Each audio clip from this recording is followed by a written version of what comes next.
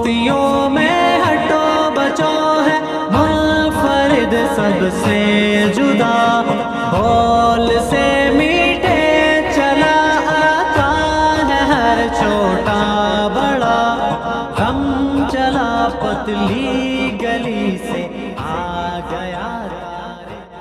الحمد للہ نحمده ونصلي على رسوله الكريم اما بعد فاعوذ باللہ من الشیطان الرجیم بسم اللہ الرحمن الرحیم والذین هم لأماناتهم وعهدهم راعون والذین هم بشهاداتهم قائمون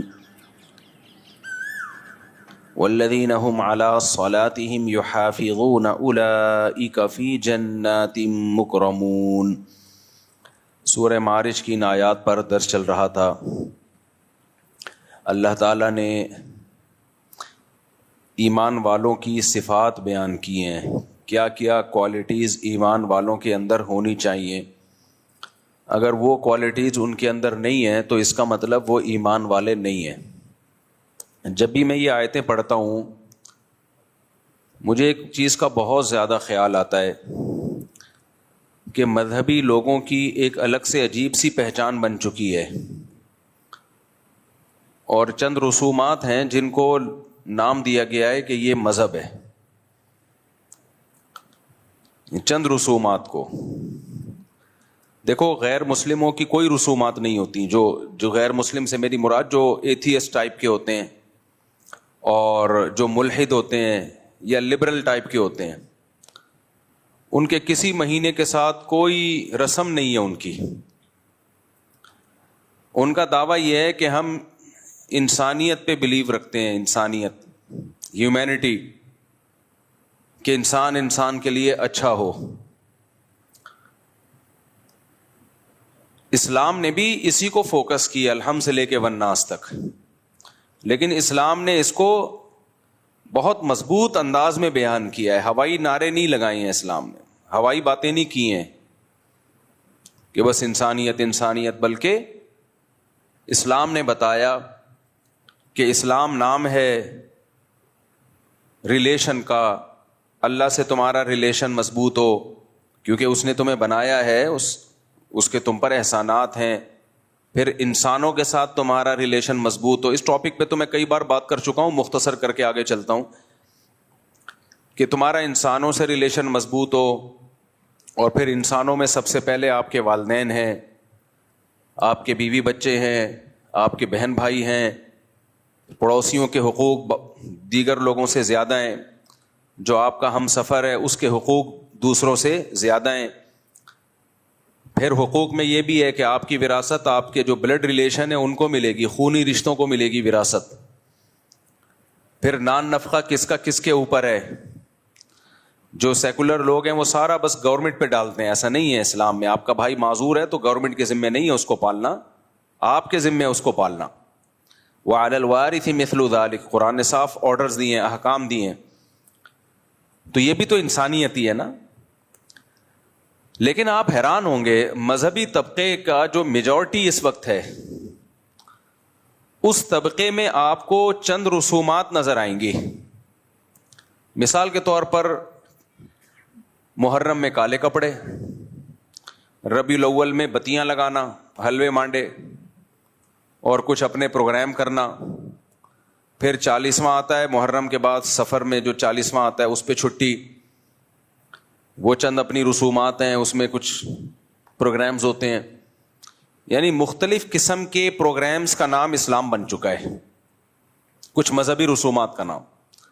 حالانکہ آپ الحمد سے لے کے والناس تک قرآن اٹھاؤ، خدا کی قسم لا الہ الا اللہ، انسانیت کے علاوہ کچھ ملتا ہی نہیں ہے آپ کو اس میں۔ وہ انسانیت آج مارکیٹ میں شارٹ ہو رہی ہے، وہ ختم ہو رہی ہے انسانیت۔ وجہ پتہ ہے کیا ہے؟ انسان بننے کے لیے نا، انسان بننے کے لیے اپنی خواہشات کو قربان کرنا پڑتا ہے، اور خواہشات مذہبی رسومات کو ادائیگی پہ مجبور کرتی ہیں آپ کو۔ وہ رسومات جو مذہب نے نہیں بتائیں، جو ہماری پیدا کرنا ہے، وہ مزہ آتا ہے انسان کو۔ انسان کو انٹرٹینمنٹ چاہیے، تفریح چاہیے۔ اگر اسے آپ فلموں ڈراموں سے گانوں بجانوں سے روک دو گے تو مذہب ہی میں انٹرٹینمنٹ تلاش کرے گا، پھر وہ مذہب ہی میں تفریح تلاش کرتا ہے. اب مذہب میں تفریح تلاش کرنے کے لیے اس کو مذہب کا لیبل لگانا پڑتا ہے. بھائی آپ کوئی کنسرٹ کر رہے ہو، کوئی میوزیکل شو کر رہے ہو، ہے تو یہ بھی تفریح، لیکن آپ اس میں مذہب کا لیبل لگا سکتے ہو؟ بولو، نہیں لگا سکتے. آپ ویسے ہی حلیم پکا کے کھا رہے ہو، مذہب کا لیبل لگا سکتے ہو؟ نہیں لگا سکتے. تو مذہبی لوگ بیچارے کہاں جائیں گے؟ ان کی تو زندگی اندھیری ہو جائے گی. تو انہوں نے کیا کیا؟ مذہب کے لیبل لگا کے انٹرٹینمنٹ کا ایک سامان، جیسے قوالی ہے، انٹرٹینمنٹ ہے. کاکڑ دنا ہوتا ہے نا قوالی میں بیان میں کہتا ہوں نا کاکڑ دنا ہونا چاہیے. اس پہ کیا مطلب کاکڑ دنا کا؟ قوالی جب چلتی ہے سلولی شروع میں مزہ نہیں آتا، بورنگ ہوتے ہوتے پھر وہ جوش میں آتا ہے، پھر کاکڑ دنا ہو جاتا ہے، ڈنگ ٹڑک ڈنگ کر کے شروع ہو جاتا ہے حساب کتاب، پھر مزہ آنا شروع ہوتا ہے، پھر لوگ جھومتے ہیں، ناچتے ہیں. ہے وہ بھی انٹرٹینمنٹ. لیکن اس انٹرٹینمنٹ میں کیا ہے؟ کوئی اہل بیت کی تعریف ہوگی، یا خدا کی حمد و ثنا ہوگی، یا پیغمبر کی صلی اللہ علیہ وسلم کی تعریف ہوگی. تو اب ہے انٹرٹینمنٹ، لیکن اس میں مذہب کا تڑکا لگانے کے لیے وہی میوزیکل پروگرام ہے، وہی میوزیکل شو ہے، وہی ہلنا جلنا ہے، تھرکنا ہے، جو انسان چاہتا ہے کہ تھوڑا سا کچھ مستی ہونی چاہیے. لیکن مذہب کا تڑکا لگانے کے لیے اس پہ اہل بیت کی تعریف ڈال دی، نبی کی تعریف ڈال دی، یا اللہ کی حمد و ثنا ڈال دی، تاکہ اس کو مذہب کا لیبل بھی لگ جائے اور مزہ بالی ووڈ والا آ جائے. مزہ کون سا ہے؟ وہی جو گانے بجانے اور تھرکنے میں آتا ہے. آج مذہب اسی چیز کا نام رہ گیا ہے. آپ تبلیغی جماعت کے بزرگوں کو جا کے دیکھو، کوئی زندگی میں نا اس طرح کی انٹرٹینمنٹ نہیں ہے. آپ کو ایسا لگے گا دنیا میں سب سے زیادہ خوش کے لوگ ہیں، یہ خوش کے لوگ ہیں، لیکن راتیں زندہ ہیں تہجد سے، اشراق، اوابین، دعائیں، تلاوت، نماز، روزے. صحابہ کی سیرت دیکھ لو، آپ صحابہ کی آپ سیرت دیکھ لیں تو اس سیرت میں یہ ہمیں انٹرٹینمنٹ نظر نہیں آئے کہ جناب پروفیسر غامدی صاحب نے صحابہ کے دور میں کسی گلوکارہ کو ثابت کرنے کی کوشش کی ہے کہ مغنیاں تھیں، وہ ناچ گانے کرتی تھیں. حالانکہ وہ مغنیاں ترنم سے اشعار پڑھا کرتی تھی، تو اس کو انہوں نے گانے سے تعبیر کر دیا اور صحابہ کے دور کی سنگر بنا کے غامدی صاحب نے پیش کر دیا اس کو. تو غامدی صاحب ہیں بھائی، وہ بڑے لوگ ہیں، کچھ بھی کر سکتے ہیں. کیا خیال ہے؟ کوئی پوچھنے والا ہے نہیں. تو اب کیا ہے کہ جو اسلام کی روح ہے نا وہ بالکل ملیا میٹ ہوتی چلی جا رہی ہے، روح ختم ہوتی چلی جا رہی ہے. آپ محرم میں دیکھ لو کیا ہو رہا ہوتا ہے. لوگ مرثیے لگا کے گھوم رہے ہوتے ہیں. پھر ربیع الاول میں ایسی نعتیں آ رہی ہیں جو میوزک کے ساتھ، اور بالکل ان کا اتار چڑھاؤ ایسا ہے کہ کھڑے کھڑے آدمی کو تھرکنے کا دل کرنا شروع کر دیتا ہے. وہی اپنی ٹھڑک جو بالی ووڈ کی تھی وہ نعت لگا کے، بریلویوں میں بھی بہت سے علماء اس کے خلاف ہیں، میں کسی مسلک کو برا نہیں کہہ رہا، بہت سے بریلوی علماء خود کہتے ہیں کہ یہ غلط ہے، یہ نعتوں کا یہ اسٹائل. لیکن اس کے پیچھے جذبہ کیا ہے؟ انٹرٹینمنٹ. تبھی میں چیخ کے تھک گیا بھائی. انٹرٹینمنٹ اور بہت سارے طریقوں سے ہو سکتی ہے جو جائز ہیں، لیکن اس پہ مذہب کا لیبل مت لگاؤ. مذہب نے انٹرٹینمنٹ سے تھوڑی منع کیا ہے. جائز انٹرٹینمنٹ رکھو نا بھائی، دوڑو، بھاگو، سوئمنگ کرو، گھڑ سواری کرو. شادی بھی تو ایک انٹرٹینمنٹ ہے، شادی کر لو طریقے سے. اب لوگ کہتے ہیں اس میں بھی جب کریں گے تو ولیمے میں ڈانس، ناچنا اور بھنگڑے اور یہ سب. بھائی اس کی کیا ضرورت ہے؟ آپ کو دلہن مل جائے، اس سے بڑی کیا انٹرٹینمنٹ ہے؟ بس کافی ہے نا، یہ کافی ہے. اب آپ لوگ ایک کرتے ہو، اس میں لاکھوں روپے اڑا دیتے ہو، لاکھوں روپے. ولیمے میں جو ڈول ڈھمکے اور بارات میں جو ڈول ڈھمکے اور پھر یہ جو ٹوپی ڈرامے چل رہے ہیں آج کل، لاکھوں روپے اڑا دیے. ایک دن کی انٹرٹینمنٹ ہے، اور لاکھوں خرچ ہو گئے. لوگ کھا پی کے چلے گئے، ڈکار مار کے، کوئی پوچھتا بھی نہیں، بھول جاتا ہے کہ کس نے کیا کھلایا تھا ہمیں. اس سے بہتر نہیں ہے سادگی سے چار کر لو یار، کم خرچہ. وہ انٹرٹینمنٹ زیادہ ہے، وہ نیچرل ہے، وہ نیچرل. ساری زندگی کی انٹرٹینمنٹ ہے وہ. بیوی کی محبت، پھر اس سے اولاد کی محبت، پھر بچوں کی خوشیاں، ساری زندگی کی ہے وہ. شیطان کن غلط راستوں پہ انسان کو ڈالتا ہے. اور اگر وہ انٹرٹینمنٹ کرنی ہے تو مذہب کا لیبل تو نہیں لگاؤ بھائی اس کے اوپر. مذہب کا لیبل تو نہیں لگاؤ. مذہب نام ہے انسانیت کا. کیسے پیارے حکام ہے قرآن مجید کے یار، الحم سے لے کے والناس تک دیکھو تو صحیح. کتنا زبردست قرآن ہے, کتنی زبردست کتاب ہے,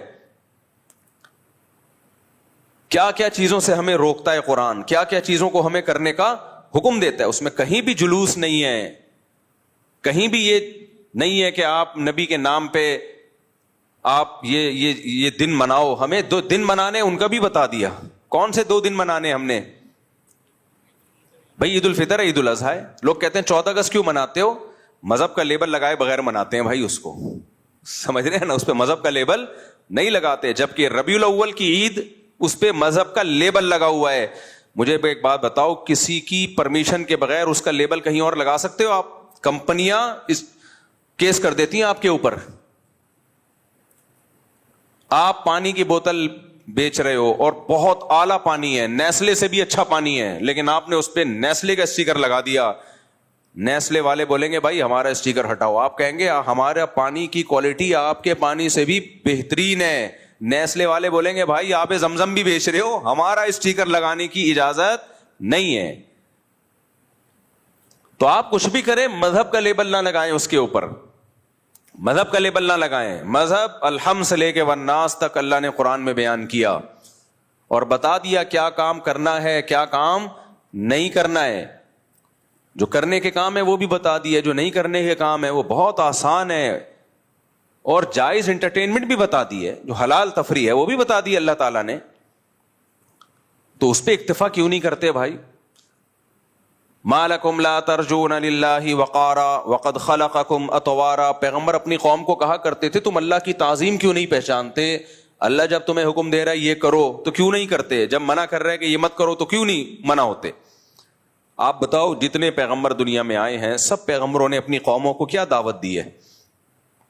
ان کے عقیدے خراب تھے تو ان کو بولا یہ عقیدہ درست کر لو. ان کے اعمال خراب تھے, کچھ ناپ تول میں کمی کیا کرتے تھے, ان کو بولا ناپ تول میں کمی مت کیا کرو. کچھ کیا کر جھوٹ بولتے تھے, ان کو جھوٹ سے روکا. کچھ امانتوں میں خیانت کرتے تھے, ان کو امانتوں میں خیانت سے روکا. کچھ لڑکوں سے بدفعلی کرتے تھے, ان کو بدفعلی سے روکا, زنا سے روکا, ماں باپ کی نافرمانی سے روکا, رشتہ داری توڑنے سے روکا. تمام آسمانی کتابوں کی بیسک تعلیمات یہی ہیں. اور یہ آج ہماری سوسائٹی میں نظر نہیں آئیں گی. آپ پروگرام کر رہے ہیں, اس سے پڑوسیوں کو تکلیف ہو رہی ہے اس پروگرام سے. ادھر حدیث میں آ رہا ہے کہ جو پیٹ بھر کے کھائے اور پڑوسی بھوکا سوئے وہ مومن نہیں ہے. اور آپ نے اتنی تیز آواز سے کوئی پروگرام لگایا ہوا ہے کہ وہ سو نہیں سکتا ساتھ والا آپ کے. آپ اپنی آواز اس کو سنا رہے ہیں, اور جب آپ سے کہا جاتا ہے کہتے ہیں اچھی بات ہے بھائی, سب کو سننی چاہیے. زبردستی سنانا کہاں سے اچھی بات. میں جب یہاں مسجد میں آیا تو میں نے کہا بھائی جمعے کی جو تقریر ہوگی نا وہ ہماری مائک پہ اسپیکر پہ نہیں ہوگی, باہر کا اسپیکر آف ہوگا. بعض لوگوں نے اعتراض کیا کہ اس بہانے بہت سے لوگ آپ کا بیان سن لیتے ہیں. میں نے کہا بھائی جو نہیں سننا چاہتا وہ بھی تو سن لیتا ہے نا, ہم کیوں زبردستی. میں نے کہا بھائی اسلام سے اس کی پرمیشن لے کر آؤ کہ اسلام نے یہ کہا ہو کہ زبردستی اپنی بات لوگوں کے کان میں ٹھوسو. یہ کہاں ہے اسلام میں؟ پرمیشن لے آؤ تو ہم کر لیں گے. تھانے سے پرمیشن مل بھی جائے تو اتنی پرمیشن کافی نہیں ہے. پہلے پرمیشن کس سے ملنا ضروری ہے؟ اللہ سے. اچھا یہاں مذہبی لوگ ایک گڑبڑ یہ کرتے ہیں کہ جب آپ خود شریعت کے خلاف کام کر رہے ہو تو آپ پھر اس پہ مذہب کا لیبل لگاتے ہو کہ تمہیں حق سننے سے تکلیف ہوتی ہے, اذان کی آوازیں مائک پہ ہونی چاہیے, اسپیکر پہ ہونی چاہیے, لیکن اتنی تیز آواز کر دینا مائک کی کہ آپ کی مسجد کے قریب دوسری مسجد ہے, آپ کی اذان کی آواز آپ کے محلے کو بھی کراس کر کے دور دور تک جا رہی ہے. بھائی اس محلے کے لیے وہ والی مسجد کافی ہے, ان کی اذان کی آواز وہ سن لیتے ہیں.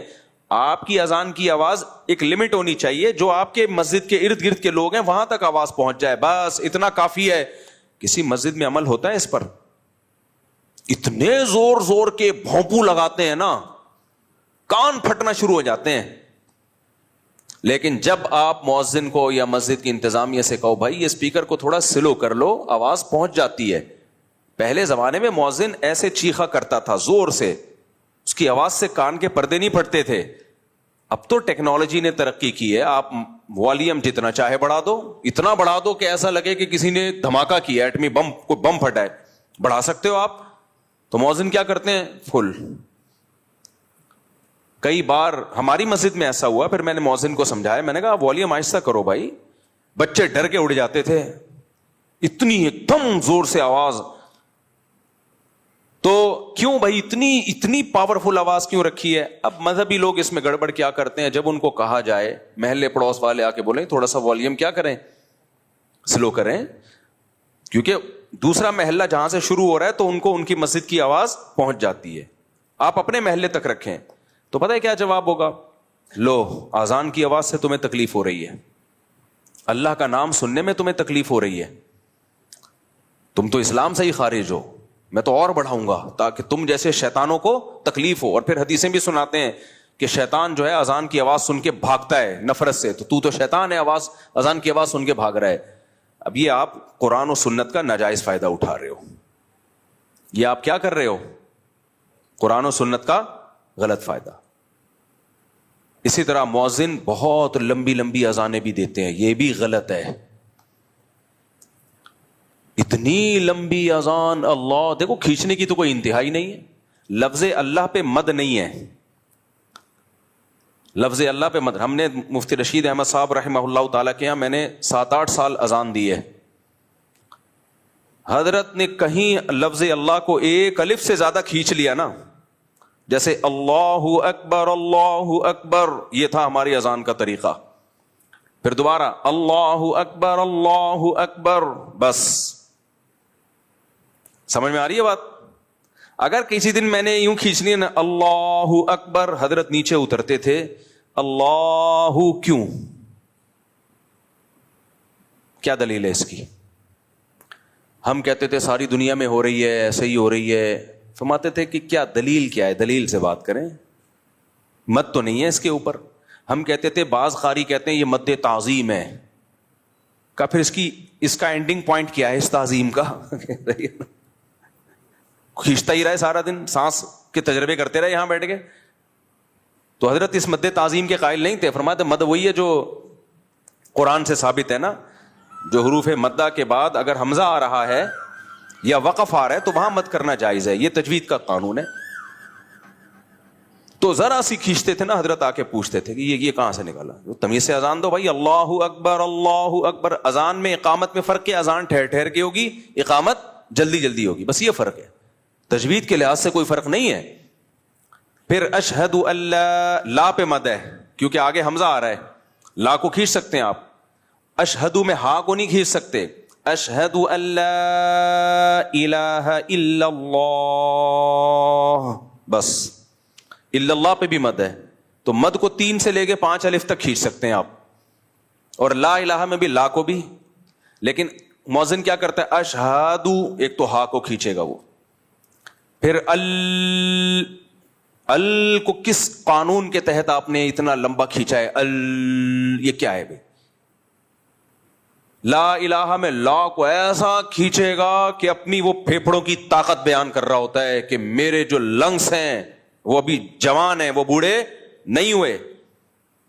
फिर इलाहा में, इलाहा पे मद नहीं है, लेकिन वो इलाहा, और लोग भी कहते हैं क्या सुर लगाई है यार इसने, इला खींचे जा रहा है। कोई पूछने वाला नहीं है कि इसका अजान कितने ड्यूरेशन कितना होना चाहिए भाई इसका। कहते हैं जितनी मेरी लंग्स में ताकत है इतना ड्यूरेशन होना चाहिए। ये नहीं है, ये नहीं है। अजान भी अरबी के कवायद के मुताबिक होगी,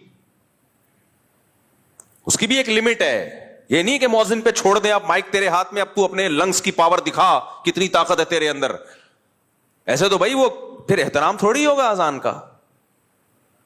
खवातीन हमारे सरों पे दुपट्टा ले लेती हैं अजान के वक्त, अच्छी बात है। मैंने जिम में लोगों को देखा एक्सरसाइज छोड़ देते हैं, यार अजान हो रही है, लेकिन मौज़िन उनके इस अदब का नाजायज फायदा उठाता है और खींचता रहता है, इतना खींचता है, वो लोग कहते हैं यार तो इधर ही निकल गए हमारे। क्यों लोगों को आजमाइश में डाल रहे हो भाई? پھر جب کوئی اس پہ اعتراض کرتا ہے، میں نے کئی دفعہ اعتراض کیا کہ بھئی اتنی لمبی نہیں ہونی چاہیے اذان، تو لوگ پتہ کیا کہتے ہیں، مولوی صاحب نے کہا اصل میں تم لوگوں کو اذانوں سے تکلیف ہے، اللہ کا نام تو جتنا سنا جائے اچھا ہے، اپنی مرضی سے جتنا کرو بھائی، زیادہ سے زیادہ کرو، لیکن اجتماعی چیزوں میں شریعت کا مزاج کیا ہے؟ مختصر، تاکہ لوگوں کو تکلیف نہ ہو۔ جماعت سے نماز میں طول دینے کا حکم ہے یا اختصار کا حکم ہے؟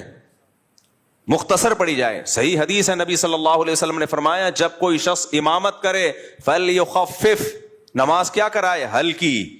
جب اپنی پڑھے تو پھر جتنی چاہے لمبی پڑھے نماز۔ کیوں؟ نبی نے فرمایا فِيهِ السَّقِيمُ، کیونکہ مقتدیوں میں بیمار بھی ہوں گے، بوڑھے بھی ہوں گے۔ اسلام کا مزاج یہ کہ اجتماعی جب کام ہوگا تو پھر سب کو ساتھ لے کے چلا جائے گا، تو اس میں آسانی رکھی ہے۔ جمعے کی نماز 2 رکعتیں ہیں نا، پبلک زیادہ ہوتی ہے، ویسے ظہر میں 4 رکعتیں ہیں، بھائی پبلک زیادہ ہے تو 2 پڑھا کرو۔ اس کی ایک وجہ یہ بھی ہے کہ خطبہ بھی ہوتا ہے اس میں۔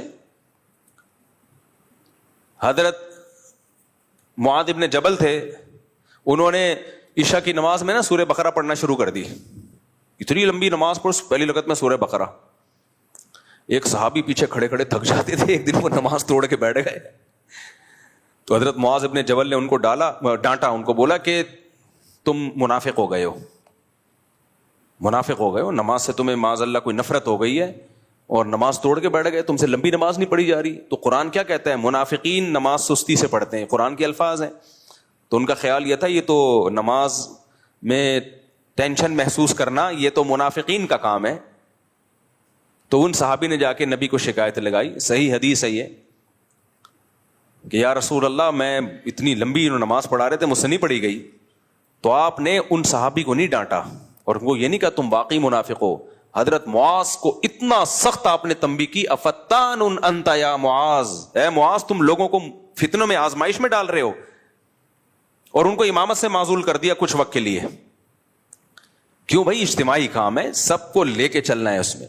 دیکھو نبی صلی اللہ علیہ وسلم نے فرمایا مجھے اگر میری خواہش تھی کہ عشاء کی نماز کو تاخیر سے پڑھا جائے، 1/3 رات تک اس میں تاخیر کی جائے، لیکن امت پہ مشقت کا خوف ہے، اتنی دیر تک لوگوں کے لیے جاگنا مشکل، اس لیے جلدی پڑھنے کا حکم دیا۔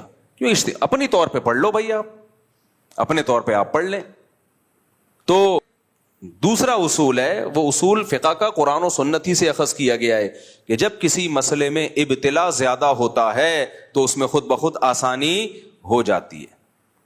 ہم جو کہتے ہیں نا جھینگا کھانا جائز نہیں ہے، لیکن کچھ ممالک ایسے ہیں جہاں حنفی رہتے ہیں لیکن ان کی صدیوں سے کھاتے آ رہے ہیں، وہاں ان کو اس اختلاف کا فائدہ دیا جاتا ہے کہ اب بھائی ان سے چھڑوانا بہت مشکل ہے، چلو یار اختلافی مسئلہ ہے، چلو بھائی ٹھیک ہے، بجائے اس کے کہ حرام کہہ کے وہ سب ساری قوم تھوڑی حرام کھائے گی، تو گنجائش اختلاف سے یہ فائدہ ہوتا ہے۔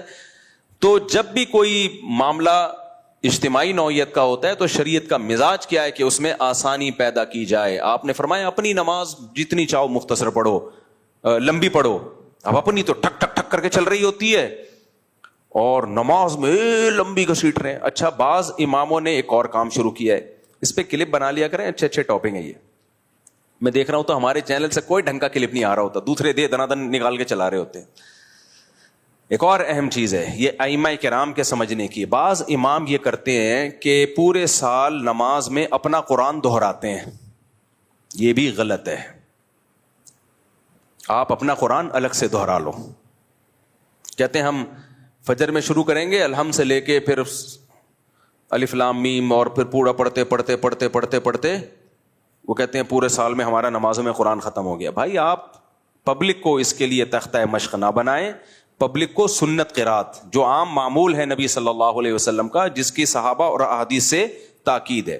اجتماعی نظم میں اپنا نہ دیکھیں کہ میں نے اپنا قرآن دہرانا ہے، اجتماعی نظم میں آپ نے پبلک کی رعایت کرنی ہے، اور پبلک کی رعایت سنت قرات میں ہے۔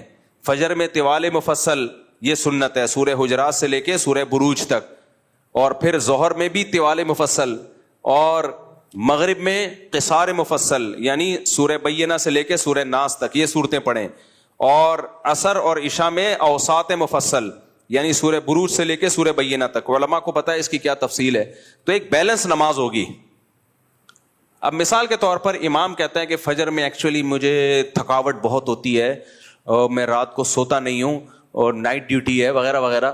کوئی کہیں پڑھانے جاتے ہیں مدرسے میں, کوئی نائٹ ڈیوٹی, کوئی چوکیداری ہو سکتی ہے, بعض دفعہ ہوتا ہے امام ہوتا ہے چوکیدار بھی ہوتا ہے, تو نائٹ ڈیوٹی ہے, کوئی بھی وجہ ہو, یا مجھے نیند نہیں آتی رات کو, تو فجر میں پڑھاؤں گا انا اعطیناک الکوثر اور دوسری رکعت میں قل ھو اللہ احد, یہ پڑھایا کروں گا میں.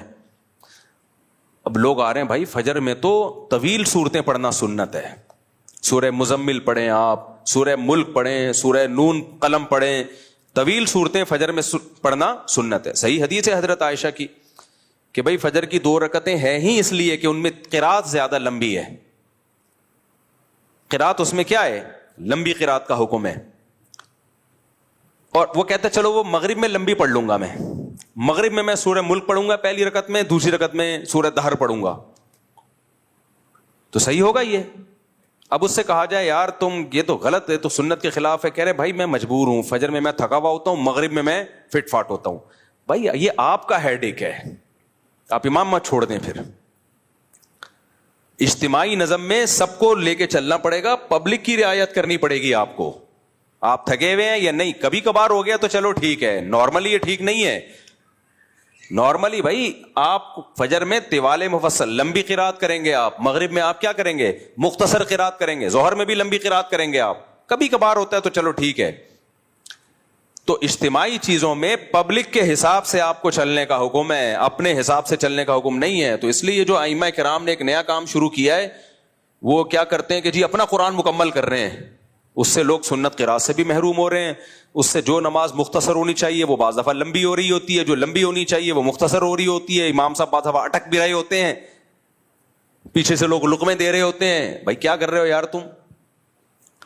اب دیکھو مسجد میں جب تراویح کی نماز ہو رہی ہو, مسجد میں تراویح کی نماز, تو تراویح کی نماز میں کیا ہے, پورا مہینہ میں قرآن ختم کیا جائے تاکہ بیلنس رکعتیں ہوں, تمام قسم کی پبلک پڑھ سکے. اب کسی قاری کو کہہ رہے نہیں میں 6 روزہ تراویح پڑھوں گا تاکہ میرا قرآن ختم ہو جائے, اور مجھے بہت سارے مصروفیتیں کام ہیں تو میں 10 روزہ پڑھوں گا, 6 روزہ پڑھ لیں آپ, گھر میں پڑھ لیں آپ, ٹھیک ہے نا, آپ تمبو لگا کے الگ سے پڑھ لیں, شادی ہال میں پڑھ لیں.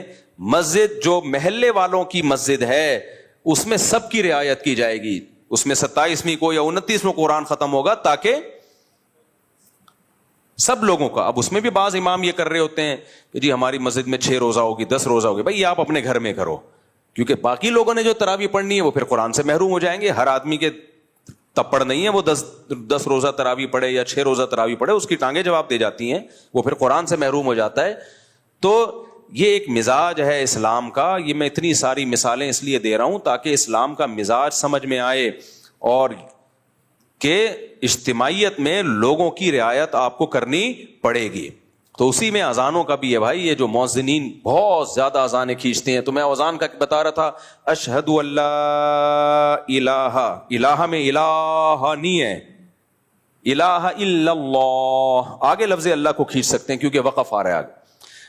اشہد ان محمد رسول اللہ میں کیا غلطی ہوتی ہے, اشہدو میں ہا کو پہلے کھینچیں گے, پھر ان, اس کی بھی کوئی اینڈنگ پوائنٹ نہیں ہے, انا ہے بھائی, بس اتنا کافی ہے, اتنا ہی ہے اسلام میں. انا نہیں ہے, پھر ان بھی گھمائے گا, بہت اونچا نیچا کرے گا اس کو, انا بس. پھر آگے محمدن, محمد میں میم پہ تشبیہ ہے, تو اب یہ نہیں کہ محمد, یہ کس اصول کے تحت. تو مؤذنین کہتے ہیں بھائی اذان کے کوئی اصول نہیں ہوتے, جس طرح سے خوبصورت بن رہی ہے بناؤ, نا نا نا نا نا, یہ تو پھر کوئی اور کسی اور طریقے سے اس میں چاشنی ڈالنے کی کوشش کرے گا, کوئی اور طریقے سے. اذان عربی زبان میں ہے, تو جو کلام جس زبان میں ہوتا ہے اسی کے قواعد اور ضابطوں کا اس میں خیال کرنا پڑتا ہے. سمجھ رہے ہو کہ نہیں سمجھ رہے؟ انگلش میں جو لفظ جیسا انگریز پڑھتے ہیں ویسا ہی ہے. آپ کہہ سکتے ہو آج کل کے عرب تو ایسے ہی اذانیں دے رہے ہیں, تو عربی آج کی زبان نہیں ہے, 1400 سال پرانی زبان ہے. تو جو علم لغت کے ماہر لوگ ہیں انہوں نے جو گرامر مرتب کی ہے وہ آج کے عربوں کو دیکھ کے نہیں کی ہے, وہ 1400 سال پہلے کی عربی زبان کو دیکھ کے کی. آج کے عرب بھی اس اصول کے پابند ہیں, اگر وہ اس پہ غلطی کر رہے ہیں تو ان کا قول حجت نہیں ہے. ایسے تو مصر کے عربی جو ہے وہ اللہ اکبر کو اللہ اچبر بولتے ہیں, میں نے خود سنا ہے اور بارہا سنا ہے. مصر کے جو عربی آتے ہیں نا حج کرنے کے لیے, عمرہ کرنے کے لیے, تو میں نے بہت دفعہ میں سنا اللہ اچبر. اب آپ کہو کیونکہ وہ بھی تو عرب ہیں, تو بھائی وہ عرب ہیں، لیکن آج ان کے لب و لہجے سعودیہ والوں کے بھی چینج ہو چکے ہیں، مصر والوں کے بھی چینج ہو چکے ہیں، مسقط والوں کے بھی چینج ہو چکے ہیں. تو وہ بھی پابند ہیں کہ جب قرآن اور سنت والی عربی بولیں گے تو وہ ان اصول اور ضابطوں کے پابند ہوں گے، ان اصول اور ضابطوں کے وہ پابند ہوں گے. تو اشہد ان کھینچتے چلے جاتے ہیں، محمد کوئی اینڈ نہیں ہے، وہی اپنے لنگس کی طاقت بتا رہا ہوتا ہے. پھر رسول اللہ میں رسول اللہ ایسے، یہ رسول کو کوئی مد نہیں ہے، اس پہ کس بیس پہ کھینچ رہے ہو آپ؟ گو کہ کچھ علماء نے فتویٰ دیا ہے کہ جائز ہے، اور دلیل نکالی ہے کہیں سے قاریوں کے کلام سے کہ یہ مد تعظیمی ہے، لیکن کہیں ہمیں ملتا نہیں ہے. یہ بہت کمزور قول ہے، اور مان لو یہ صحیح قول ہے، اس کی انتہا کیا ہے بس یہ بتا دو آپ، اس کو ضبط کیسے کریں گے؟ وہ رسول کو تعظیم میں کھینچتا چلا جاتا ہے، اپنے پھیپھڑوں کی طاقت دکھا رہا ہے وہ، تو مؤذنوں کو چھوڑ دیا جائے گا جتنا مرضی کھینچو آپ. تو رسول اللہ کھینچتے چلے جائیں، پھر حی علی الصلاۃ میں حی پہلے اس کو کھینچتے ہیں. یہ بھی جائز نہیں ہے بھائی. حی کیوں؟ حیا ہے، حیا عربی میں لفظ کیا ہے؟ جب کسی کو بلایا جاتا ہے حیا، حیا نہیں ہے، یہاں کوئی تک ہی نہیں بنتا مد کا. پھر علی الصلاۃ کو علی الصلاۃ پڑھیں گے. تو عجیب ہی اذانوں میں اس کو تو فوکس کیا جا رہا ہے کہ کس مؤذن کی اذان خوبصورت ہے. جنہوں نے اذان سکھانے کے ادارے کھولے ہیں وہ بھی خوبصورتی کو تو فوکس کر رہے ہیں، قواعد اور ضوابط کو بالکل بھی فوکس نہیں کر رہے. اس کا نقصان کیا ہے کہ مؤذن کو جب کھڑا کر دو آپ مائک کے سامنے تو وہ جانے اور اس کا مائک جانے اور اس کے پھیپھڑوں کی طاقت جانے. تو ایک دو دفعہ تو اذان بہت اچھی لگتی ہے، یار مسجد میں بڑی پیاری اذان ہو رہی ہے، 2-4 دفعہ کے بعد لوگ پھر احترام کرنا چھوڑ دیتے ہیں.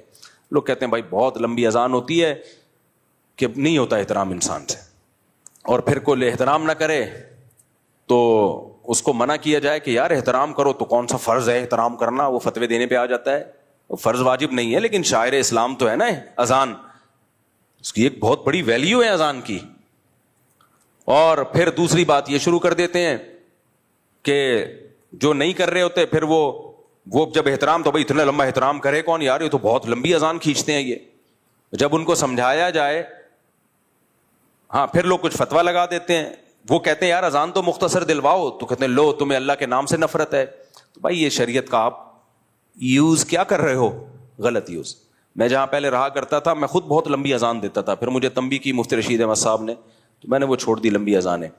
تو وہاں بھی یہی تھا، میں اذان دیتا تھا، لوگ بڑی تعریف کرتے تھے، بہت کھینچتا تھا میں، بہت لنگس کی طاقت پوری لگا کے نا اتنا زمبی اذان.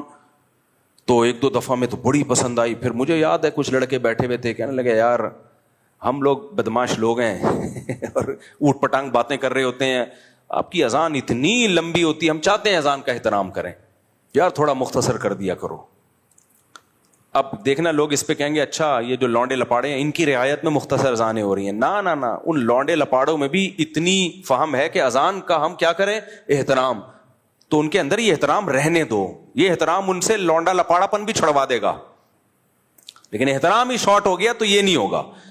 تو اس لیے مولانا اشرف علی تھانوی رحمہ اللہ تعالیٰ بار بار ایک بات کہا کرتے تھے اپنے بیانات میں کہ اسلام کا یہ حکم نہیں ہے کہ آپ لوگوں کو تکلیف سے بچائیں، صرف اتنا کافی نہیں ہے. یعنی عدم قصد ایذا. لوگ کہتے ہیں کہ ہم تو تکلیف نہیں دیتے، ہمارا تو کوئی ارادہ نہیں ہے، ہم نے جو کام کیا اس سے ہماری نیت لوگوں کو تکلیف دینے کی نہیں تھی. فرمایا نہ نہ نہ، جیسے مؤذن جب اتنی لمبی اذان کھینچ کے دے گا تو لوگ کہیں گے نا کہ یار اس سے تو تکلیف ہو رہی ہے لوگوں کو، تو وہ کہے گا بھائی میں نے تکلیف کے لیے یہ کام نہیں کیا. تو حکیم الامہ مولانا شیخ تھانوی فرمایا کرتے تھے اتنا کافی نہیں ہے، بلکہ قصد عدم ایذا ضروری ہے. یہ ضروری ہے کہ آپ کام کرنے سے پہلے سوچو کہ میرے اس کام سے تکلیف تو نہیں ہوگی. تو پہلے کام کرنے سے پہلے باقاعدہ نیت کرو کہ میں نیت کرتا ہوں اس بات کی کہ میرے عمل سے کسی کو تکلیف نہیں ہوگی. یعنی تکلیف دینے کا ارادہ تو نہیں ہے، بلا ارادہ تو تکلیف دے رہے ہو نا، تو تکلیف نہ دینے کا ارادہ کرو. تکلیف دینے کا ارادہ نہیں ہے یہ کافی نہیں ہے، تکلیف نہ دینے کا ارادہ ہونا چاہیے. نہیں آئی میرا خیال ہے بات. دیکھو ایک مثال دیتا ہوں میں اس کی. ہم جا رہے تھے کچھ دن پہلے, کہاں جا رہے تھے ابھی, ہاں یہ بھی میں سوات مردان بنیر وغیرہ گیا نا, تو ہم وہاں گاڑی پہ جا رہے ہیں, چلاتے ہوئے جا رہا ہوں میں, روڈ پہ ایک صاحب نے کیا کیا ہے, بائک پہ ایک بندہ پیچھے بیٹھا ہوا ہے, اور یہ سریا نہیں ہوتا سریا, اتنا لمبا سریا لے کے, اس کے پیچھے دوسرا بندہ بیٹھا ہوا ہے سریا لے کے, وہ سریا نیچے گھس رہا ہے. محترم سوزوکی نہیں کروا رہے, بائک پہ مکان اور دکان کی جو کنسٹرکشن, یہ چھتوں کی کنسٹرکشن کے لیے لمبے لمبے سریے نہیں آتے, وہ سریا پیچھے لے کے بیٹھا ہوا ہے, اور آگے وہ بندہ بائک چلا رہا ہے, اور یہ خرچہ بچا کے اپنا سریا پیچھے پکڑا ہوا ہے. اب وہ سریا کبھی یوں جا رہا ہے کبھی یوں جا رہا ہے, پیچھے مڑ مڑ کے دیکھ تو رہا ہے. اب ہم تو گاڑی میں تھے پیچھے, ہم نے بڑی احتیاط کی, کیونکہ گاڑی کا ٹائر اگر سریے پہ آ گیا تو وہ تو گرے گا, گاڑی گرے نہ گرے وہ بائک والا تو گرے گا. سامنے سے ایک اور بائک والا آ رہا ہے, یہ بنیر کا واقعہ ہے, سامنے سے ایک اور بائک والا آ رہا ہے. کیا ہوا کہ اس آدمی کا جو پچھلا وہ جو جب بائک اس نے موڑی ہے تو سریا ادھر کو چلا گیا. اب جب ادھر گیا تو اس کا پہیہ آیا سریے پہ, اور وہ سلپ ہوتے ہوتے خطرناک طریقے سے بچا ہے. وہ بچ کے نا, وہ بھی پٹھان غصے میں اترا, پیچھے مڑ کے ابھی دیکھ رہا ہے وہ نکل چکے تھے, انجوائے کرتے ہوئے جا رہے ہیں, اور سریا یوں یوں سلپ ہو رہا ہے. ان کی بلا سے پیچھے کوئی مرے کوئی جیے. ہم بھی اتنی مصیبت میں کہ یار کہاں سے نکالیں بھائی. اب آپ اس سریے والے کو پوچھ لو جو سریا لے کے جا رہا ہے کہ تم یہ کیوں لے کے جا رہے ہو؟ اس لیے تاکہ لوگ بائکوں پہ گریں, تمہارا یہ ارادہ ہے؟ کیا گاڑیوں کے ٹائر اس کے اوپر آئیں تمہارا بھی سر پھٹے یا کسی اور کا سر پھٹے, تمہارا یہ ارادہ ہے؟ تو وہ کیا کہے گا, نہیں بھائی ہم اس لیے نہیں لے کر آئے کہ ہم لوگوں کو بائکوں سے گرائیں, لوگوں کے سر پھاڑیں, ہم اتنے برے نہیں ہیں, ہم مسلمان ہیں, ہم سب نے کلمہ پڑھا ہے لا الہ الا اللہ, اور یہ دین ہمارے اندر محمد رسول اللہ نبی کے طریقے پر یہ دین کیسے آ جائے, اور ہم سب کیا ہیں, مسلمان ہیں. تو میں کیوں ارادہ کر سکتا ہوں؟ تو بھائی پھر یہ بائک پہ کیوں لے کے جا رہے ہو؟ بھائی میرا ارادہ تکلیف پہنچانے کا نہیں ہے, پیسے بچانے کا ہے. تو اتنا کافی نہیں ہے, آپ کا ارادہ تکلیف پہنچانے کا نہیں ہے, لیکن بلا ارادہ آپ تکلیف پہنچا رہے ہو. وہ ایک بائک والا تو ہم نے دیکھ لیا جو سلپ ہوتے ہوتے بچائے, وہ پیچھے مڑ کے دیکھا تو وہ اتنی جا چکے تھے, وہ کہاں جاتا ان کے پیچھے, پھر کر کیا لیتا, وہ دو تھے اور ان کے پاس سریا بھی تھا, یہ کر کیا لیتا, وہی سریے سے اس کا سر پھاڑنا تھا, کر کیا لیتا؟ تو اس نے بھی اس دعا شکر ادا کیا, چلو بچ گیا نا, چلو نکل لو بھائی اب. اور یہ تو ہم نے دیکھ لیا, پتہ نہیں کتنے ایسے ہوں گے, اور ہو سکتا ہے آگے جا کے کوئی گر بھی گیا ہو, لیکن آئے دن یہ کراچی میں بھی آپ دیکھ لو یہ ہوتا ہے. تو ایسے موقع پہ اگلا کیا کہتا ہے, آپ جب اس کو پکڑیں گے, بھائی میرا ارادہ کسی بائک والے کو گرانے کا نہیں ہے, تو بھائی شریعت میں یہ نہیں ہے کہ تکلیف دینے کا ارادہ نہیں تھا, کام سے پہلے آپ کو تکلیف نہ پہنچانے کا ارادہ کرنا ہے. آپ جب بائک پہ سریا لے کے بیٹھے تو آپ سوچو, آپ پہلے ارادہ کرو, میں ارادہ کرتا ہوں کہ میں یہ جو بائک پہ سریا لے کے گھر تک جا رہا ہوں, میں ارادہ کرتا ہوں کہ میرے اس عمل سے کسی کو تکلیف نہ ہو. تو اگلا کہے گا آپ جب یہ ارادہ کر رہے ہو تو بھائی یہ کام ایسا ہے جس سے لازمی تکلیف ہوگی. یہ ایسے ہی جیسے کوئی کہے چرس پینے سے میں یہ ارادہ کرتا ہوں کہ نشہ نہ ہو, بھائی ہوگا نشہ, لہذا چرس چھوڑنی پڑے گی آپ کو. شراب پینے سے آپ ارادہ کر رہے ہو, آپ نے شراب پی, نشہ ہو گیا, ٹن گھوم رہے ہو. اب کوئی کہہ رہے کمبخت یہ تو حرام ہے, آپ کہہ رہے ہو میں نے شراب نشے کے لیے نہیں پی ہے, وہ تو میں نے شراب کی نیت کی تھی, نشے کی میری نیت نہیں تھی. تو ہم کیا کہیں گے, بھائی جب بھی کوئی چیز پیو, پینے سے پہلے نیت کرو کہ میں باقاعدہ ارادہ کر رہا ہوں کہ اس چیز کے پینے سے نشہ نہ ہو, اور چونکہ اس چیز کے پینے سے نشہ ہوگا لہذا اب یہ چیز پی نہیں سکتے آپ. تو بائک پہ جب آپ ایسے سریا لے کے جا رہے ہو, اس سے لوگوں کو تکلیف ہوگی, آپ کتنی احتیاط کرو. وہ بھائی ہم تو بہت احتیاط کر رہے ہیں, بھائی بے احتیاطی ہو سکتی ہے کہ نہیں ہو سکتی؟ ہو سکتی ہے بے احتیاطی. اور اتنا کنٹرول کس کا ہوتا ہے کہ وہ اصل میں یہ لے کے نکلتے ہیں کہ لوگ خود کنٹرول کریں گے, کیونکہ لوگوں نے بھی تو اپنی جان بچانی ہے, جیسے ہم کنٹرول کر رہے تھے. حالانکہ میں اگر اپنی گاڑی اس کے سریے پہ چڑھا دیتا, میرا کچھ بھی نہیں بگڑنا تھا, وہ دونوں لیٹے ہوئے ہوتے. گاڑی کو کون گھسیٹ سکتا ہے بھائی, وہ دونوں لیٹے ہوئے ہوتے. ہماری گاڑی پہ تو لوڈ بھی بہت تھا, ان دونوں نے لیٹ جانا تھا اور بلی ڈال دینی تھی. مفتی صاحب آئے بنیر اور 2 بندے کچل کے چلے گئے, 2 بندے مار کے چلے گئے. پھر گاڑیاں بھی چل رہی ہوتی ہیں, یہ تو دیکھتے ہی نہیں ہیں کہ بائک والے کی غلطی ہے یا کس کی غلطی ہے, ٹرک والے کی غلطی ہے. یہ سب ہماری سوسائٹی میں دیکھا ہی نہیں جاتا, اور یہ میں بھگت چکا ہوں. میں گاڑی میں ریوو میں جا رہا تھا, تو ایک صاحب نے بریک لگا دی, میں بہت مصیبت سے میں نے گاڑی روکی اور بچ گیا میں. تو اس میں ایک بائک والا نا بیچ میں, وہ تو گھستے ہیں بائک والے بیچ میں, وہ جھولتے جھولتے نا ایسے نہیں, رقص و سرور کی محفلیں لگا دی اس نے. ابے تو بیچ میں کیوں گھسا ہوا ہے نالائق؟ سب کو پتا تھا میری ذرا سے بھی غلطی نہیں ہے. یوں رقص و سرور کی محفلیں لگاتا لگاتا تھوڑا سا سلپ ہو گیا, شکر ہے کچھ ہوا نہیں اس کو. پیچھے ایک انکل بائک پہ نا میرے پیچھے, انہوں نے مجھے پہچانا نہیں, کیا روکو اس کو.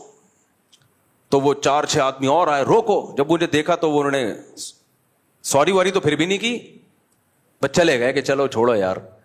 لیکن مجھے اس وقت احساس ہوا, میں نے کہا دیکھو یہ تو میں مشہور آدمی ہوں, چھوڑ کے چلے گئے. کوئی غیر مشہور ہوتا پڑ جانا تھا بیچارے نے, حالانکہ 0% بھی ہماری غلطی نہیں تھی.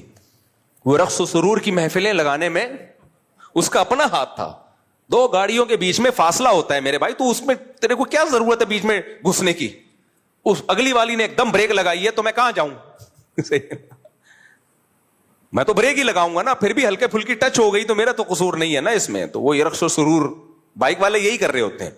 تو جو اکثر بائک والے کچلتے ہیں نا, بعض دفعہ تو غلطی ٹکر مارنے والے کی ہوتی ہے, لیکن بائک والے بھی اتنے معصوم نہیں ہیں. ان کمبختوں کو بھی, میں نے جتنی بائک چلائی ہے آپ کی سوچ سے بھی زیادہ ہوگی, تو یہ کمبختوں کی بھی بہت غلطیاں ہوتی ہیں. یہ خود جا کے ٹکراتے ہیں اور گر کے مظلوم بن کے پڑے ہوئے ہوتے ہیں.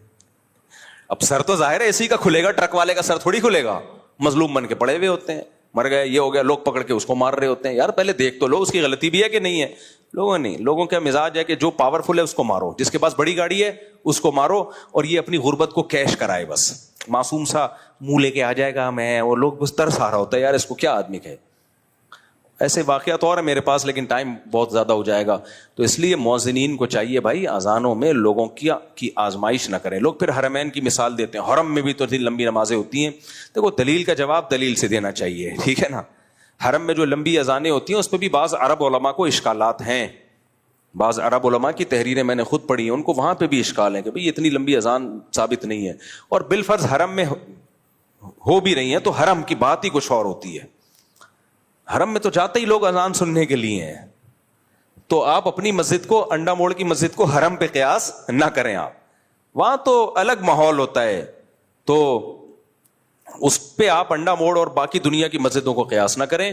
تو یہ بھی ہے کہ بھائی اذان میں بھی اعتدال ضروری ہے. مؤذن اپنی آوازوں کی خوبصورتی کے لیے مائک جب اس کے ہاتھ میں آ گیا تو وہ جو کھینچتا ہے.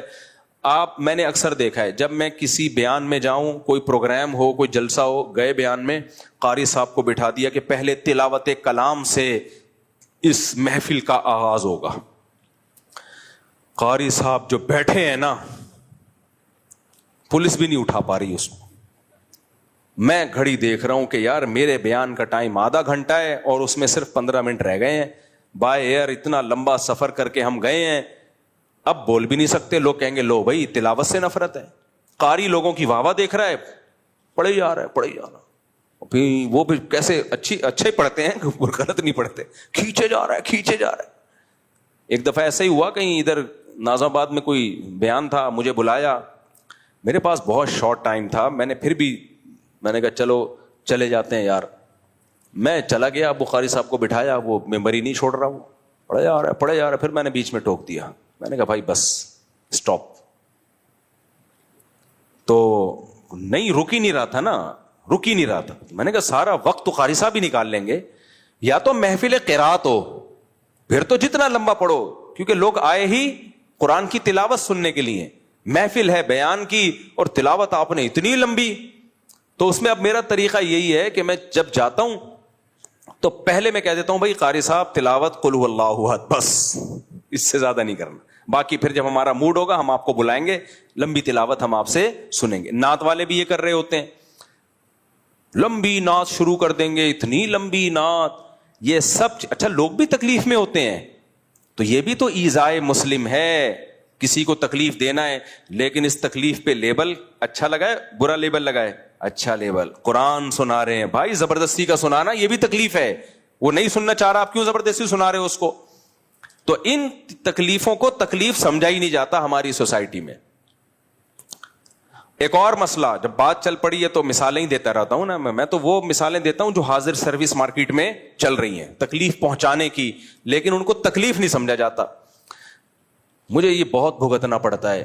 کہیں بیان میں بلایا, میرے بیان کے لیے اب لوگ میرا نام سن کے آئے, ورنہ وہ نہیں آتے. بہت سے لوگ ایسے ہوتے ہیں جو بھائی ہمیں لائک کرتے ہیں, ہمارا نام یوز ہوگا تو آئیں گے, نہیں ہوگا تو نہیں آئیں گے. بعض لوگ کسی اور کو لائک کرتے ہیں تو وہاں میرا نام لے لو تو وہ نہیں آئیں گے. یہ تو ہر مشہور جو شخصیت ہوتی ہے اس کے ساتھ ایسا ہوتا ہے. اب آپ نے لیبل لگا دیا جی مفتی طارق مسعود صاحب کا, تو ہمارے جتنے بھی فین تھے وہ سارے اکٹھے ہو گئے, پورے شہر سے آ گئے کہ مفتی صاحب سبحان اللہ, ان کا خیال میں. اب وہ جو کمپیئرنگ کر رہا ہے نا, ہوسٹ ہے کم بخت 1.5 گھنٹے کا وہ بیان کر دیتا ہے. وہ کہتا ہے آج مجھے اپنا منجن بیچنے کا موقع مل رہا ہے, اتنی پبلک اکٹھی ہوئی ہوئی ہے, یہ ویسے تو سنے گی نہیں, آج اپنا منجن بیچو. اور کیمرہ بھی لگا ہوا ہے اور اس کی تصویر میرے ساتھ اور ویڈیو, تو لوگ بھی کہتے ہیں کہ بہت پہنچے ہوئے ہیں بھائی, مفتی صاحب کا بیان 15 منٹ کا ہوا اور حضرت جی کا 1.5 گھنٹے کا, جبکہ لوگ جمائیاں لے رہے ہوتے ہیں اور بیزار آئے ہوئے ہوتے ہیں. بھائی تو ہٹ یار, لیکن بول نہیں سکتے کچھ. بہت دفعہ ہوتا ہے میرے بیان سے پہلے تھکا دیتے ہیں لوگوں کو. بعض ملکوں میں ایسا ہوا, میں گیا بیان کے لیے, دیکھا تھک کے نا لوگ چور ہو چکے ہیں. ابھی ریسنٹلی کینیڈا میں ایسا ہوا, بیان کے لیے جب میں گیا ہوں, مجمع بہت ہے, میں بیٹھا ہوں تو لوگ تھکے ہوئے نا, بالکل کوئی ان کے چہروں پہ رونق نظر نہیں آ رہی, بور ہو رہے ہیں. مجھ سے تو پھر بیان نہیں ہوتا, جب میں لوگوں کا چہرہ دیکھتا ہوں تھکا ہوا ہے, میں نے کہا یار ہوا کیا ہے. پتا چلا جی 1.5 گھنٹے سے منجن بک رہا تھا ایک صاحب. یہ بھی تو ایذائے مسلم ہے یا نہیں ہے؟ مجھے بھی تکلیف دی اور پبلک کو بھی, جس کو سننے آئے تھے اس کو. ایک لمٹ ہوتی ہے نا انسان کی. کوئی مزاحیہ پروگرام ہو نا, کوئی ہنسی مذاق والے, وہ بھی 1.5 گھنٹہ بہت زیادہ, اس کے بعد اس فلمیں نہیں چلتی زیادہ. کوئی 3 گھنٹے کی فلم اگر 6 گھنٹے کی بنا دے کوئی, لوگ کہیں گے بھائی دنیا میں اور بھی غم ہے. گانے نہیں چلتے, فلمیں نہیں چلتی, چرس ہیروئن کی محفلیں نہیں چلتی. چرسی بھی تھوڑی دیر میں اپنے برساتی نالے سے نکل کے باہر آتا ہے کہ یار بہت پی لی, اب تھوڑا سا کچھ اور کام کرو, باہر دیکھو دنیا میں کیا ہو رہا ہے. کیا خیال ہے؟ ہیروئن کی جو بیٹھے ہوتے ہیں نا برساتی نالوں میں, وہ بھی بور ہو کے کہاں نکلتے ہیں, حالانکہ وہاں کتنا انٹرٹینمنٹ کا سامان ہوتا ہے. وہاں چاند بھی ہے, مریخ بھی ہے, وہاں وہ خلائی شٹل میں بیٹھ کے کہاں کہاں گھومتے ہیں, کہکشائیں دیکھ کے آتے ہیں, اور بڑے بڑے سپنے ہوتے ہیں ان کے. برساتی نالے سے نکلے تو دنیا اندھیری, پھر بھی نکلتے ہیں, پھر بھی وہاں سے باہر نکلتے ہیں. حضرت عبداللہ بن مسعود تھے یا حضرت ابو ہریرہ, صحابی کا نام میں بھول گیا, رضی اللہ عنہما. ان سے کسی نے کہا کہ آپ ہمیں روز کیوں نہیں بیان کرتے, آپ روز وہ جمعرات کے دن مجلس لگایا کرتے تھے کوفہ میں واعظ و نصیحت کی, انہوں نے کہا آپ روز بیان کیا کریں. تو عبداللہ بن مسعود نے فرمایا کہ میں اس لیے روز بیان نہیں کرتا کہ ہمارے نبی بھی وقفے وقفے سے بیان کیا کرتے تھے, کیونکہ خشیت ان تملو او کما قال, اس خوف سے کہ تم اکتا نہ جاؤ. نصیحت سن سن کے بھی انسان اکتا جاتا ہے, ہر وقت ہی باتیں باتیں باتیں, نصیحت یہ نہیں کرو وہ کرو, یہ اچھا ہے یہ برا ہے, ہر وقت آدمی اس سے بھی, وہ انسان کی طبیعت میں اکتاہٹ ہے, لا محدود صلاحیت نہیں ہے انسان کی, اکتا جاتا ہے وہ, پھر نصیحت اثر کرنا بند. بعض ماں باپ کی عادت ہوتی ہے ہر وقت بچوں کو نصیحتیں کرتے رہتے ہیں, ہر وقت نصیحت کا پروگرام, بیٹا ایسے نہیں کرتے, بیٹا ایسے کرتے ہیں, بیٹا ایسے نہیں کرتے, بیٹا ایسے کرتے ہیں, بیٹا ایسے نہیں کرنا چاہیے, بیٹا ایسے ہے. تو بچہ کہتے ہیں میرے ابا کا بس آٹومیٹیکلی گھر میں آتا ہی آٹو پہ آ جاتے ہیں, بٹن دب جاتا ہے اور نصیحت کے پروگرام کیسٹ کی طرح, تو اس بچے پہ نصیحت اثر کرنا ختم. بھائی کبھی کبھار اچھا لگتا ہے, ایک دفعہ بٹھا کے سمجھا دو, بیٹا یہ واش روم میں جب باہر نکلتے ہیں پانی اچھی طرح بہا کے آتے, دوسرے کو مت دکھاؤ. مجھے تو ایک دفعہ میرے بڑے بھائی سے چماٹ پڑا تھا, مجھے ہمیشہ یاد رہے گا. چھوٹا بچہ تھا, واش روم گیا, پانی بہایا تھا, لیکن واش روم میں لوگ پانی بہانے کا مطلب کیا ہوتا ہے کہ کہیں دور تک بھی اثرات نظر نہ آئے اس کے. لوگ سمجھتے ہیں صرف, ابھی میں کیا ڈیٹیل میں جاؤں, بھائی ایسا غائب کرو مارکیٹ سے لگے کوئی تھک گیا ہی نہیں یہاں صدیوں سے, ایسا ہونا چاہیے صفائی. تو میں نے اس طرح صفائی نہیں ہوئی تھی, مجھے یاد ہے میں باہر نکلا, میرے بڑے بھائی گئے اور واپس آ کے مجھے یوں کر کے کمر پہ ایک دبا کے پٹاخ کر کے ایک ٹریڈ مارک جو ہے نا انہوں نے چھاپ دیا. وہ دن اور آج کا دن, یہ واقعہ ہوگا میں میرا خیال ہے 11 یا 12 سال کا تھا اس وقت, बस कुछ नहीं कहा उन्होंने. अच्छा जैसे ही वो आए ना, मैंने कहा सॉरी गलती हो गई, मुझे एहसास हो गया. उन्होंने यूं किया, एक कमर पे तबीयत से छाप दिया वापस, बस उसके बाद चले गए. वो दिन, आज का दिन, मुझे इस अमल से इतनी शदीद नफरत है, कोई वॉशरूम में जाए और अपने कुछ भी निशानात छोड़ के आ जाए. बहुत गलाजत है यार ये. क्यों अपनी गंदगी दूसरे को दिखा रहे हो? आप जाओ वापस ऐसे आओ जैसे मैं गया ही नहीं, मैं तो हाथ धोने गया था, बस ऐसे हो. ऐसे ही होना चाहिए. मस्जिदों के वॉशरूम देख लो इज्तिमाई, जब आप उसमें घुसोगे वापस आओगे, आदमी घंटा तक तो, नाक तो चलो बदबू तो आपके कंट्रोल में नहीं है. अच्छा एग्जॉस्ट होने चाहिए, एग्जॉस्ट फैन होना चाहिए, हर वॉशरूम में एग्जॉस्ट फैन होना चाहिए. भाई बदबू कहां जाएगी आप जब तक बाहर नहीं निकालोगे उसको? उसका भी इंतजाम नहीं होता. तो ये भी तो आप तकलीफ दे रहे हो कि नहीं दे रहे? कई दफा ट्रैवलिंग होती है, हम बाज दफा किसी के घर ठहरते हैं ना, मेजबान हमें ठहराते हैं, मुफ्ती साहब हम हमारे घर ठहर. अब तो मैं होटलों में ठहरने शुरू हो गया हूं. भाई तेरे घर ठहरूंगा तो वॉशरूम का बड़ा मसला होता है. क्या होता है जी, वॉशरूम बिल्कुल कमरे के साथ, और सर्दियों में इतनी साइलेंट होता है ना, यानी इतनी खामोशी. ठंडे इलाकों में तो ऐसा ही है. और वॉशरूम और आपका जो सोने का कमरा है, बैठक है, जो इज्तिमाई, वो बिल्कुल क्या है, मिले हुए. और वॉशरूम में कोई एग्जॉस्ट भी नहीं है. मेरे से नहीं सोया जाता भाई ऐसे कमरे में, क्योंकि हम वही वॉशरूम, दरवाजा खुलेगा बदबू तो इधर ही आएगी, उसी कमरे में कैसे सो जाए आदमी? एग्जॉस्ट हो तो पता है भाई हवा उधर ही आ रही है बाहर, लेकिन एग्जॉस्ट नहीं होता तो ये तकलीफ होगी कि नहीं होगी?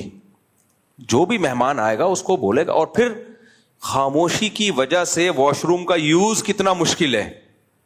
सब लोग यहां बैठे हुए, एक दीवार के पीछे आप बैठे हुए हो, जरा कोई सी भी आवाज आई लोग समझेंगे उसी की आवाज है. तो घर बनाते हुए ये पहले से सोच लो. अब जिन्होंने ये किया उनका मेहमान को तकलीफ देने का इरादा था, बल्कि मेहमान को राहत पहुंचाने का इरादा था कि वॉशरूम साथ ही हो, यहां हजरत जी सोएंगे और यहीं जाके कार्रवाई करके आ जाएंगे. उनका तो इरादा था तकलीफ से बचाना, लेकिन बचाया तकलीफ से. क्यों? उनका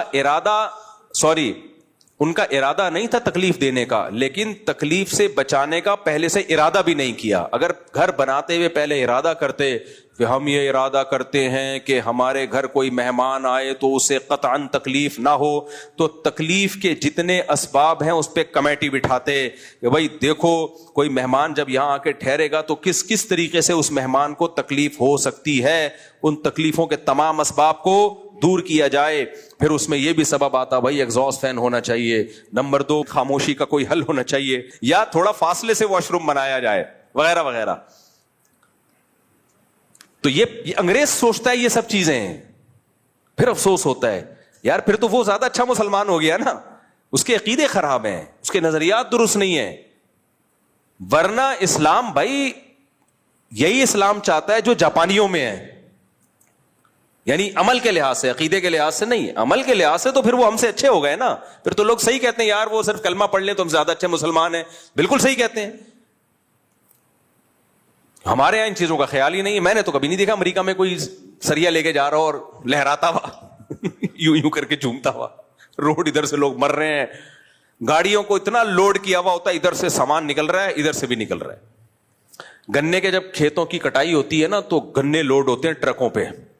मैं अपने बच्चों को लेके एक दफा पिकनिक पे, तफरी पे निकल गया, ऑल पाकिस्तान टूर पे. अब तो सिक्योरिटी के मसाइल इतने बहुत मुश्किल हो गया, पहले निकल जाया करते थे. तो वो ट्रक लाइन से आगे जा रहे हैं, रास्ता ही नहीं मिल रहा, ना इधर जाओ ना इधर जाओ, पूरा ना बदमाशों की तरह रोड ऐसे खोल के चल रहे हैं. अबे क्या कर रहे हो यार, हम क्या इंसान के बच्चे नहीं है, हम क्या पाकिस्तानी नहीं है? घंटों तक हम उन ट्रक के पीछे आहिस्ता आहिस्ता चलते रहे हैं. फिर एक खुला डुल्ला रोड आया, फिर जाके कहीं साइड से खतरों से खेलते हुए कि कहीं इधर उधर गिर ना जाए, हमने कहा फिर निकाली है गाड़ी. तो ये सारी मिसालें हैं मेरे भाई कि आपने इतना काफी नहीं है कि आपका इरादा तकलीफ देने का नहीं था, बल्कि आपने तकलीफ ना देने का काम शुरू करने से पहले बाकायदा इरादा करना है. गाड़ियां पार्क करने में भी यही उसूल है. पार्क करके चले जाते हैं, बंदा तलाश करते रहो, कोई गाड़ी मुड़ ही नहीं पा रही. वहां से गली के नुक्कड़ पे आपने गाड़ी खड़ी कर दी, मोड़ते रहो, फिर उस बंदे को तलाश करते रहो, फिर वो आएगा, एक हल्का सा सॉरी करेगा और गाड़ी हटा देगा. تو وہ کیا کہے گا؟ بھائی میرا ارادہ نہیں تھا, غلطی سے ہو گیا. تو یہ کافی نہیں ہے. اسلامی حکومت ہوتی اس پہ سزا ملتی کہ آپ کا ارادہ نہیں تھا لیکن آپ کے عمل سے تکلیف ہوئی ہے, اور یہ تکلیف یقینی ہے, جو بھی یہ کرے گا اس سے تکلیف کا خطرہ ہوگا. اس مدرسے کے باہر تو آئے دن لوگ گاڑیاں پارک کر رہے ہوتے ہیں. ہمارا یہ مدرسہ ہے نا, اس کے سامنے گیٹ, اتنی مصیبت ہوتی ہے, اتنی مصیبت. گاڑی لے کے نکلو, آگے گاڑی کھڑی ہوئی ہے, بالکل گیٹ کے سامنے نہیں, تھوڑا کنارے پر ہوتی ہے. وہ سمجھتے ہیں بس نکل تو سکتے ہیں نا. بھائی نکل کے مڑے کدھر کو مڑے؟ ہم نے ادھر جانا ہے, ادھر گاڑی ہے, تو ایسے کروٹیں لینی پڑتی ہیں. پہلے گاڑی کو یوں لے کر آؤ, پھر تھوڑا سا یوں کرو, پھر پیچھے کھمبا آ رہا ہے, پھر یوں کرو, پھر یوں کرو. آدھا گھنٹہ اس میں لگ کے کوئی بہت ہی ماہر ڈرائیور ہوگا جو موت کے کنویں میں گاڑی چلانے کا ایکسپرٹ ہوگا, وہ نکالے گا, ورنہ گھنٹہ گیا. یار تم تھوڑا سا پیچھے کر لیتے گاڑی کو. میں نے اپنے گھر کے باہر لکھ کے لگایا ہوا ہے گاڑی پارک کرنا منع ہے. آپ دیکھ لیں, یہاں بڑا بڑا لکھا ہوا ہے گاڑی پارک کرنا منع. ہر وقت گاڑی نظر آئے گی, اور میری گاڑی کے علاوہ ہوگی وہ. اب 24 گھنٹے تو گارڈ سر پہ نہیں کھڑے ہوئے نا. جب گاڑی نظر آتی ہے پھر تلاش کرتے ہیں کیمروں سے کون بندہ ہے. سیکیورٹی تھریٹس بھی تو ہو سکتی ہے نا, سیکیورٹی مسائل بھی تو ہو سکتے ہیں. پھر بندے کو تلاش کرو, آدھا گھنٹہ اس میں لگے گا. پھر انکل سے بحث کرو, کہیں گے بیٹا کہیں جگہ نہیں مل رہی. یہ ہمارا ہیڈک تو نہیں ہے نا, آپ کو کہیں جگہ نہیں مل رہی. آپ کو اپنے گھر میں سونے کی جگہ نہیں ہے, یہ تھوڑی کہ ہماری گیلری میں آ کے سو جاؤ آپ. یہ جگہ نہیں مل رہی تھی, میری بیوی نے مجھے کھانا نہیں دیا تو میں آپ کے گھر آ کے کھانا کھا رہا ہوں. بھائی آپ کا مسئلہ ہے. گھر خریدنے سے پہلے سوچنا چاہیے تھا کہ جب میں گاڑی کھڑی کروں گا تو کہاں کھڑی کروں گا. یہ سب چیزیں, لوگ کرائے پہ گھر لے رہے ہو یا گھر خرید رہے ہو تو یہ پہلے سوچو. لوگ نہیں سوچتے, کہتے ہیں لے لو سستا مل رہا ہے, گاڑی غفار صاحب کے گھر کے سامنے کھڑی کر دیں گے. پھر جب وہ پھٹا کرے گا تو جمشید کے گھر, پھر جمشید سے 1 مہینہ پھٹا چلے گا ستار کے گھر, ستار سے جھگڑا چلے گا وسیم کے گھر. جتنے نام پائے جاتے ہیں نا وہ سارے نام ختم ہو جائیں گے, اور آپ کا اس دوران کرائے کا ایگریمنٹ ختم, آپ دوسرا گھر تلاش کر رہے ہو. یہ چل رہا ہے کیا مارکیٹ میں. ہم نے اپنے شیخ حضرت مفتی رشید احمد صاحب رحمۃ اللہ علیہ کو دیکھا. میں پہلی دفعہ ایسی پارکنگ دیکھ کے حیران ہوا تھا. حضرت کے ہم جاتے تھے, بائک کھڑی کر دیتے تھے نا, ہم بیان سننے جاتے تھے. بائک جب ہم کھڑی کرتے تھے تو گلی پھر بھی چوڑی تھی, بہت ساری گاڑیوں کے جانے کا راستہ تھا. حضرت فرماتے تھے دیوار سے بالکل چپکاؤ. ہم کہتے تھے بھائی راستہ تو ہے. فرماتے راستہ ہے لیکن کھلا نہیں رہے گا, تنگ راستہ رہے گا, گاڑیاں گزر تو جائیں گی لیکن ٹینشن ہوگی نا. تو جب اتنی جگہ ہے, آپ گاڑی کو بائک کو دیوار سے چپکا سکتے ہو تو کم سے کم جگہ گھیرو نا, تاکہ لوگوں کے لیے زیادہ سے زیادہ جگہ ملے, کھلا ڈلا روڈ ملے. اتنی سختی کرتے تھے اس پہ. کوئی کار لے کر آیا, چپکاؤ بالکل دیوار سے, بالکل دیوار سے. اور ہم کیا دیکھتے تھے, پینڈوؤں کی طرح جو بھی آ رہا ہے گاڑی کھڑی کی, بائک بہت زیادہ خیال اس کا کر لیں گے کہ گاڑی کے گزرنے کی جگہ ہو, اور وہ بھی ایک گاڑی کے. اگر 2 آپس میں آ گئی ہیں اور 8-10 بائک والوں نے ایسا کر لیا تو پھر وہ ٹریفک پولیس والا بیچ میں لا کے کھڑا کرنا پڑتا ہے. وہ پہلے اس کو روکے گا, ادھر آ بھائی تو یہاں سے نکل. کیا ضرورت ہے یار, تمہارے پاس جگہ تھی, تم تھوڑا سا بائک کو اٹھا کے چپکا دیتے دیوار کے ساتھ. ہمارے یہاں بھی ایسا ہی ہوتا ہے, آئے دن پھڈے ہو رہے ہوتے ہیں. جب بیان ہوتا ہے تو بائکوں والوں کی اتنا رش ہوتا ہے. ہمارے پڑوسی نے بتایا بھائی ہم تو گھر سے باہر نکلنا مشکل ہو جاتا ہے. تو میں نے پڑوسیوں سے معذرت کی ہے, میں نے کہا بھائی ہم تو سمجھا کے تھک گئے, اب ہم نے بندہ کھڑا کر دیا تنخواہ پہ نہیں آ رہی, اور تنخواہ آپ سے نہیں لے رہے, تنخواہ سے پہ بندہ کھڑا کر دیا ہم نے کہ کنٹرول کرو, کوئی بائک غلط پارک نہ کرے. تو یہ افسوس کی بات ہے یا نہیں ہے؟ پڑھے لکھے لوگ ہیں, کوئی یہ نہیں کہ کسی گاؤں دیہات سے آئے ہیں, ان کے لیے بندہ تنخواہ پہ رکھنا پڑ رہا ہے جو لوگوں کو بتائے کہ یہ بائک ایسے نہیں, بیٹا اچھے بچے ایسے بائک کھڑی نہیں کرتے. اور وہ اچھے بچے کون ہیں؟ ڈاکٹرز بھی ہیں, چارٹرڈ اکاؤنٹنٹ بھی بیان سننے آ رہے ہیں. ان اچھے بچوں کو سمجھایا جا رہا ہے, اور سمجھانے والا مسجد کا ملازم ہے, گاؤں کا بندہ ہے, وہ سمجھا رہا ہے, اس کو تنخواہ مل رہی ہے نا, اس لیے سمجھا رہا ہے وہ. تو یہ چل رہا ہے کہ کہاں پر؟ ہماری مارکیٹ میں. تو واش روم کا استعمال کا مسئلہ, پھر اور بہت سارے مسائل ہیں. میری تو کوشش ہوتی ہے جب میں کسی ہوٹل میں رہتا ہوں نا, تو وہاں سے باہر نکلتے ہوئے بھی اگر وقت ملے تو تکیے چادر سیٹ کر کے جاتا ہوں. حالانکہ یہ ہوٹل والے کی ذمہ داری ہے, ہماری ذمہ داری تھوڑی ہے, اس کا کام ہے. لیکن یار اچھا نہیں لگتا ہم جب جائیں تو ہمارا گند کوئی دوسرا دیکھے, کیا کر کے گیا یار. لوگ کہہ رہے ہوتے ہیں مجھ سے بھی آپ کی ذمہ داری نہیں ہے. میں کہتا ہوں یار اثر کیا پڑے گا جب اگلا آئے گا بولے گا یار کوئی انسان کو تکیہ وہ پڑا ہوا ہے وہاں پہ, چائے کا کپ الٹا پڑا ہوا ہے, اور پاپڑ کی تھیلیاں. جب کوئی فیملی ہوٹل کا کمرہ خالی کر کے جائے تو یہی ہوتا ہے نا. واش روم آخری دفعہ جب یوز ہوا تو پانی بہانے کی ضرورت کیا ہے؟ اب تو ہم جا رہے ہیں. کیا خیال ہے؟ اب کیا ضرورت ہے پانی بہانے کی؟ اب تو ہم جا رہے ہیں. نہیں یار, اپنی چیزیں دوسروں کو مت دکھاؤ. تو میری کوشش ہوتی ہے, ہمیشہ اس پہ عمل نہیں ہوتا, بعض دفعہ اسپیڈ میں نکلنا پڑتا ہے. کوشش ہوتی ہے کوئی ہوٹل میں رہ رہے ہیں, وہاں سے جا رہے ہیں, تو بھائی ہم اپنا طرف سے بستر صاف کر کے چلے جائیں. ٹھیک ہے, اس کو تنخواہ مل رہی ہے, وہ ملتی رہے گی. لوگ اس کو نیچ حرکت سمجھتے ہیں. لوگ کہتے ہیں یہ غریبوں والا کام کر رہے ہو. نہیں بھائی نہیں, یہ غریبوں والا کام نہیں ہے. آپ جب کہیں جاؤ تو اچھا اثر پڑے, ملازم پہ بھی اچھا اثر پڑے. وہ بھی کہے اللہ کرے یہ لوگ آیا کریں. کمرہ چھوڑ کے جاتے ہیں تو کوئی انسانوں والا کمرہ لگ رہا ہوتا ہے, لیکن میں نے دیکھا ہے لوگوں کو نہیں. جب ہوٹلوں میں جو رہنے کے لیے جاتے ہیں, خاص طور پہ 2-4 بچے بھی ہوں, ایسا گند کر کے جاتے ہیں نا, اف, پیمپر پرک کر کے. آخری جو میچ چل رہا ہوتا ہے نا ان کا, اب 12 بجے چیک آؤٹ ہونا ہے تو 11:15 بجے جو پروگرام چلتا ہے, اف, وہ بڑا گندا پروگرام ہوتا ہے. صابن ادھر اٹھا کے پھینکا ہوا ہے, وہ تولیے کا پتہ ہی نہیں چل رہا, پھر وہ پیمپر ادھر پھینکے ہوئے ہیں یوں, بھائی وہ تو آ جائے گا صاف کر, وہ تو کر دے گا صاف. تو آپ کو کیا جا رہا ہے یار, آپ ڈسٹ بن ہے اسی میں ڈال دو, کیا جا رہا ہے آپ. تو یہ سب چیزیں, اتنے نیک ہم ہیں نہیں جتنا آپ سمجھ رہے ہیں, لیکن باتیں اچھی کرنی چاہیے نا انسان کو. نہیں ہے تو اللہ بنا دے بھائی, بنا دے اللہ تعالیٰ. تو اس لیے وہی بات ہے کہ ایذائے مسلمان کو تکلیف پہنچانا یہ حرام ہے. تمہیں دیکھو, ایک حدیث سے تم سمجھ لو اسلام کتنا سینسٹیو ہے انسانیت کے معاملے میں. اس سے زیادہ سینسٹیوٹی ہو نہیں سکتی. پیاز کسی نے کچا کھا لیا ہو نا, پیاز کچا, کیا اسمیل ہوتی ہے؟ کوئی ایسی اسمیل ہوتی ہے کہ بدبو آ جائے؟ اگر اتنی اسمیل ہوتی تو کھاتے کیوں لوگ؟ میں بہت شوق سے کچا پیاز کھاتا ہوں. کچا پیاز بہت خاندانی چیز ہے صحت کے لیے. دوپہر نا خوب پلیٹ بھر کے کچا پیاز, شروع میں تھوڑی بدہضمی ہوگی, عادت ڈالو, پہلے تھوڑا, پھر تھوڑا زیادہ, پھر تھوڑا زیادہ. نہیں آ رہا. کچا پیاز رات کے وقت میں نہیں, دوپہر کے وقت میں چھیلو, 4 ٹکڑے کرو, اور ممی ڈیڈی والا نہ بناؤ اس کو. پیاز کو پہلے نمک لگا کے وہ کیا, پھر بہایا, پھر وہ کر کے وہ بیڑا غرق ہو گیا پیاز کا. تو کچا پیاز پہلے تھوڑا, پھر آہستہ, کیونکہ اس سے ایسیڈیٹی ہونے کا خطرہ ہوتا ہے تو ہضم دیر سے ہوتا ہے. تو عادت ڈالو, پھر ایک وقت آ جائے گا پورا بھر کے پیاز کھا لو گے آپ کچا پیاز دوپہر کو, یہ ٹاپک سے تھوڑا میں ہٹ گیا ہوں, لیکن آپ دوپہر کو کچا پیاز کھاؤ. کھانے کے ساتھ آدھا 1 گھنٹہ قیلولہ کرو. اس کے بعد جب آپ اٹھو تو آپ اپنی جسم میں پاور دیکھنا, آپ ایسی خاندانی ہے, ایسا لگ رہا ہے بجلی بھر گئی ہے باڈی میں. اور شوگر بھی کنٹرول ہوتی ہے اس سے بہت زیادہ. آپ کا میٹھا کھانے کا دل کرنے لگے گا باقاعدہ.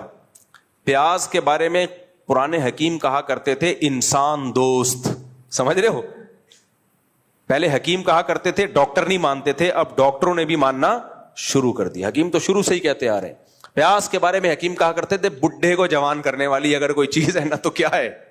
پیاز ہے. بڈھوں کو جوان کر دے, ایسی خاندانی چیز ہے. لیکن بچوں کو مائیں کھلاتی نہیں ہیں, اسمیل ہوتی ہے, وہی مرچیں, ٹوپی ڈرامہ, فضول قسم کی باتیں.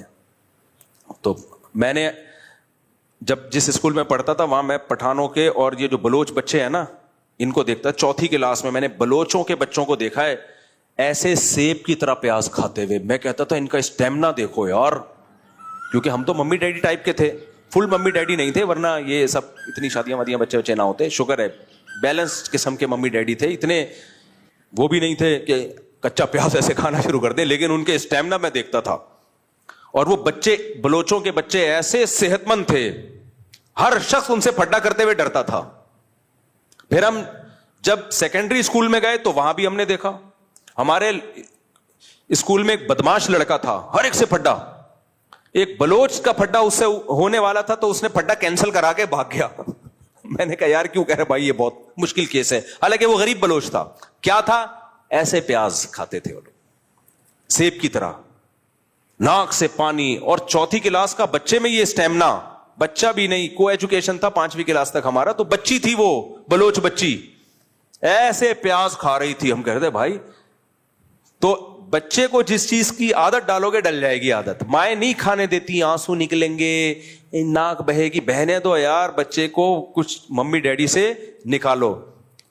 تو وہ سوچو کتنی پھر ان کی صحت ہوتی تھی. پیاز آپ کی جراثیم مار دیتا ہے باڈی میں جا کے, بہت فائدہ مند چیز ہے, لیکن ایک اسمیل ہوتی ہے, اتنی گندی نہیں ہوتی کہ الٹیاں آ جائیں.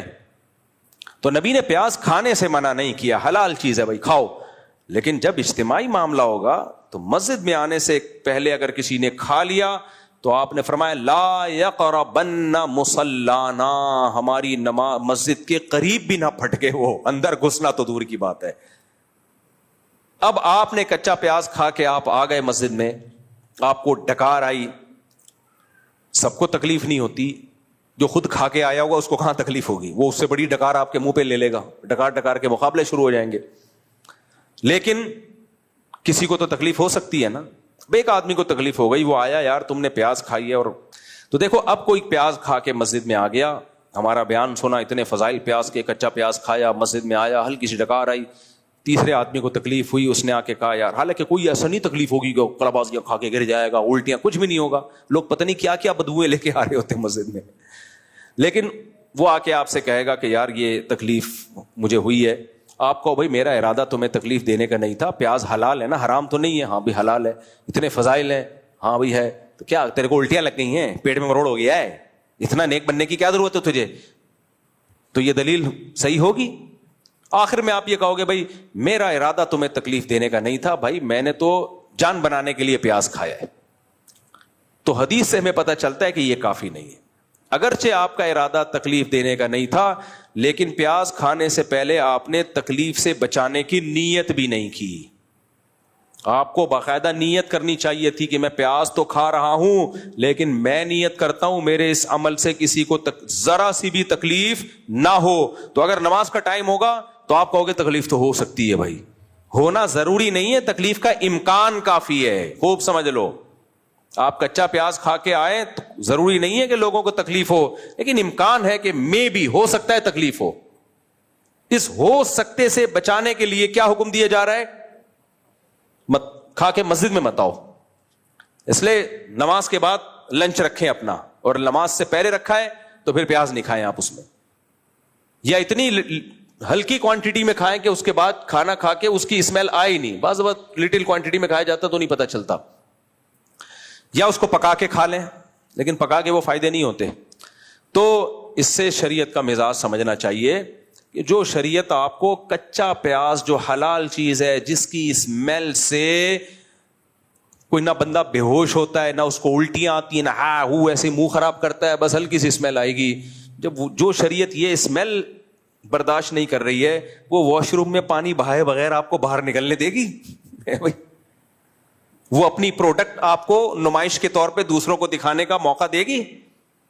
وہ اپنی پخانے کی گندی بدبو ایگزاسٹ چلائے بغیر آپ پبلک کو سنا رہے ہو, اس کی پرمیشن دے گی آپ کو؟ نہیں آئی میرا خیال ہے بات. تو یہ کہاں ہو سکتا ہے بھائی؟ لیکن آپ دیکھ لو یہ ساری چیزیں ہماری سوسائٹی میں چل رہی ہیں. اور ایک اور اہم مسئلہ ہے, اللہ کرے وہ زیادہ اچھی طرح سمجھ میں آ جائے. بعض خواتین کے, جب پہلے میں بہت فون سنا کرتا تھا تو کم کر دیے ہیں, یہ شکایتیں مردوں کو عورتوں سے نہیں ہوتی کہ بدبو کے ساتھ ہمارے پاس آ جاتی ہیں. یہ بیماری عورتوں میں نہیں ہے, مردوں میں بہت بیماری ہے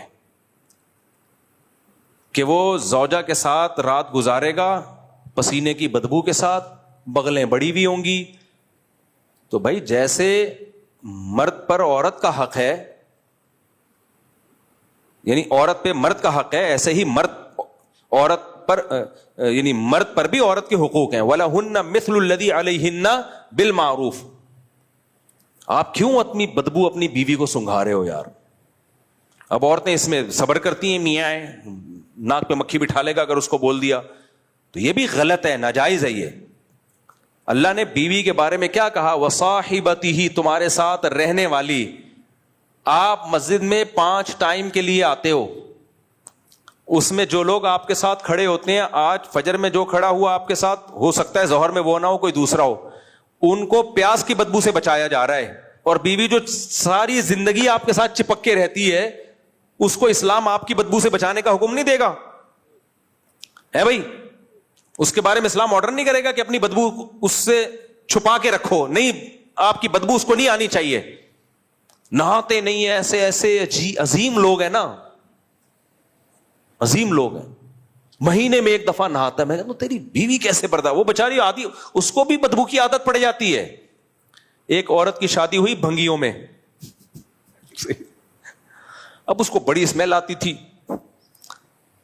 تو 1-1.5 ہفتہ گزرا, 2 ہفتے گزرے, تو وہ اپنی ساس سے کہنے لگی, دیکھ جب میں تیرے گھر رخصت ہو کے آئی تھی کتنی بدبو تھی, 1 مہینے میں میرے آنے کی برکت سے وہ بدبو ختم ہو گئی. اس ساس نے بولا, میں بھی جب اس خاندان میں آئی تھی نا تو میں بھی اس خوش فہمی میں تھی کہ 1 مہینے کے بعد بدبو ختم. تو اصل بات یہ ہے کہ بدبو ویسے ہی ہے, بلکہ پہلے سے بھی زیادہ بڑھ گئی ہے, تجھے بدبو کی عادت پڑ گئی ہے. تو جو بھی ہمارے خاندان میں باہر سے کوئی خاتون آتی ہے, 1 مہینہ ہے اس کے صبر کا امتحان, اس کے بعد اس کو بدبو آنا ختم. تو بعض آدمیوں کو بالکل ہوش نہیں ہوتا, بدبو سنگھا رہے ہو یار تم, اپنی پسینے کی بدبو, اپنی بغلیں صاف نہیں کر رہے. بعض مذہبوں میں ایسا ہوتا ہے کہ وہ نہ بغل کے بال صاف کرتے ہیں, نہ زیر ناف بال صاف کرتے ہیں. ان کا کلچر ہے, کسی کے کلچر کو ہم کیا کہیں. لیکن بھائی کم از کم اتنا تو ہونا کہ آپ اپنی گھر والی کا ہی خیال کر لو, اس کو کتنی اسمیل آئے گی اس سے, کتنی بدبو آئے گی اس سے. تو بدبوئیں باقاعدہ شیئرنگ پہ چل رہی ہوتی ہے, غلط ہے. اسی میں ایک اور اہم ترین بات, اللہ کرے یہ باتیں سمجھ میں آ جائیں. دیکھو ہمارے نبی صلی اللہ علیہ وسلم نے اپنی باڈی کی صفائی میں استنجا کے بعد, یعنی قضائے حاجت میں جو استنجا کیا جاتا ہے اس کے بعد سب سے زیادہ جس چیز کی صفائی کا اہتمام کیا وہ دانت تھے. سمجھ میں آ رہی ہے بات کہ نہیں آ رہی؟ سب سے زیادہ آپ نے اپنے باڈی کے جس پارٹ کو صاف کیا ہے نا استنجا کے علاوہ, تو پیشاب وغیرہ تو اس میں تو ہے ہی, وہ تو بہت ہمیں حکم ہے اس کی صفائی کا, لیکن اس کے بعد سب سے زیادہ اگر باڈی کے کسی پارٹ کو صاف کرنے کا حکم ہے تو وہ کون سا پارٹ ہے؟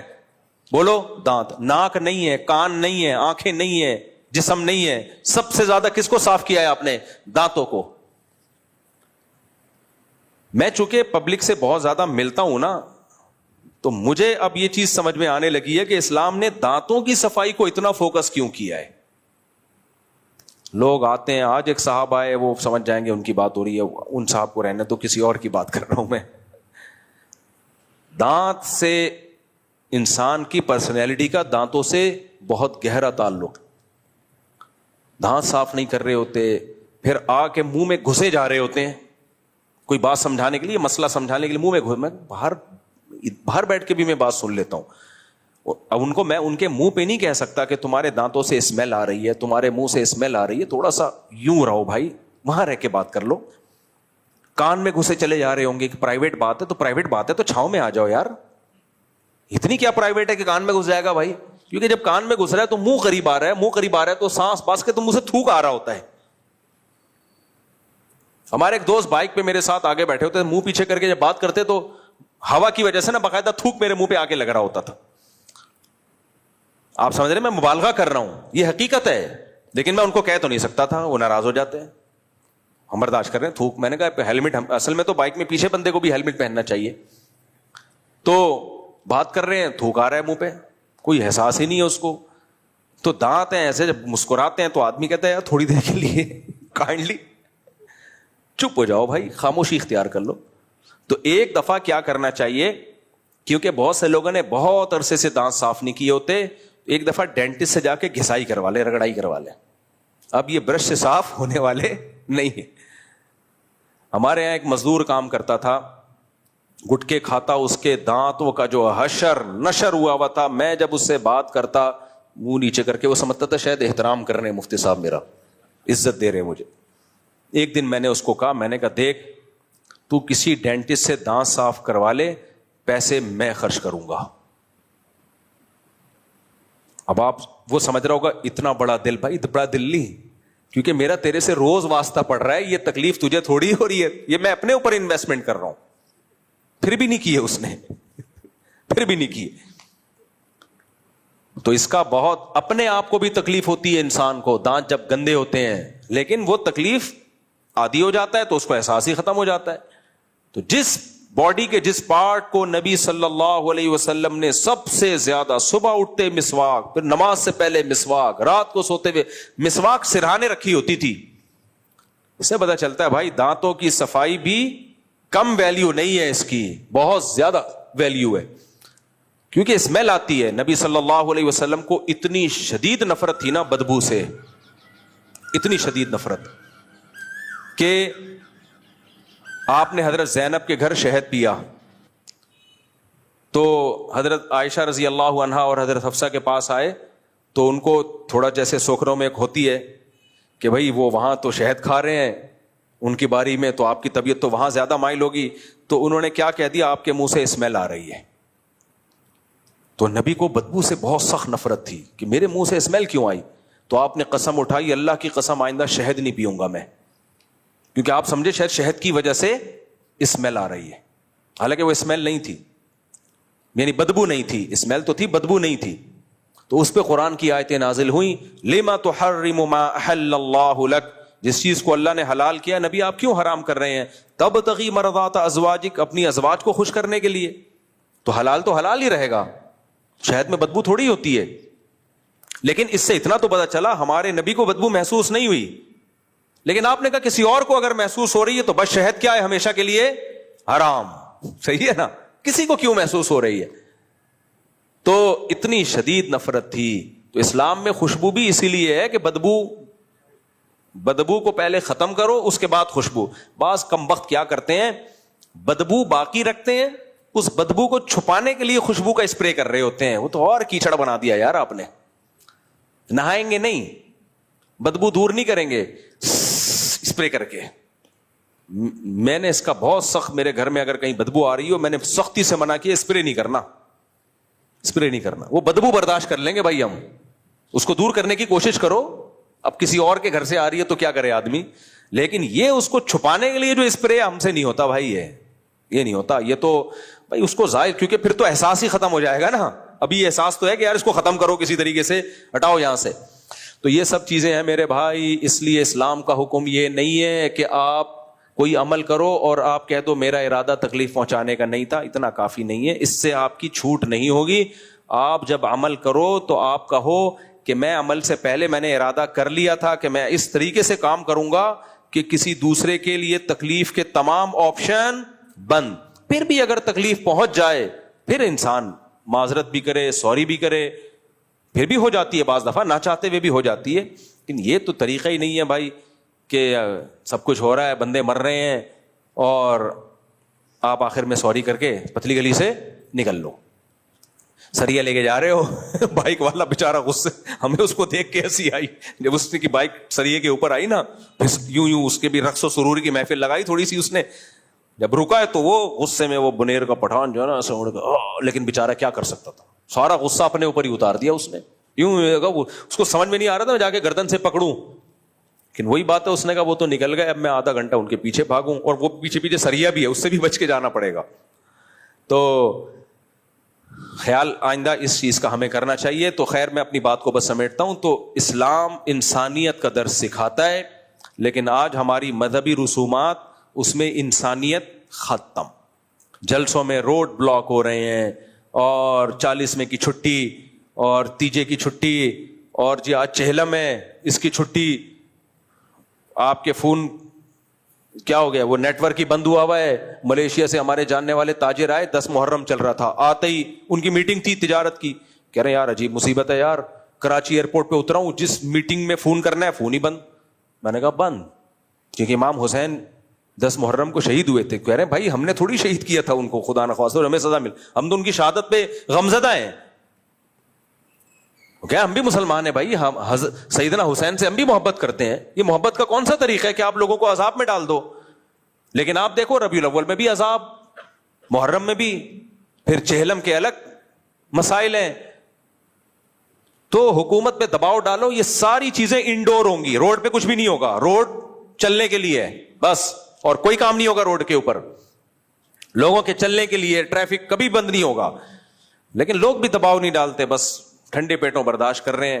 اور مذہبی لوگ مذہب کے نام پہ منجن وہ لوگ بیچ رہے ہیں. تو مذہب یہ نہیں ہے، مذہب وہ ہے جو میں نے آپ کے سامنے پیش کیا ہے. اللہ ہمیں اس پر عمل کرنے کی توفیق عطا فرمائے.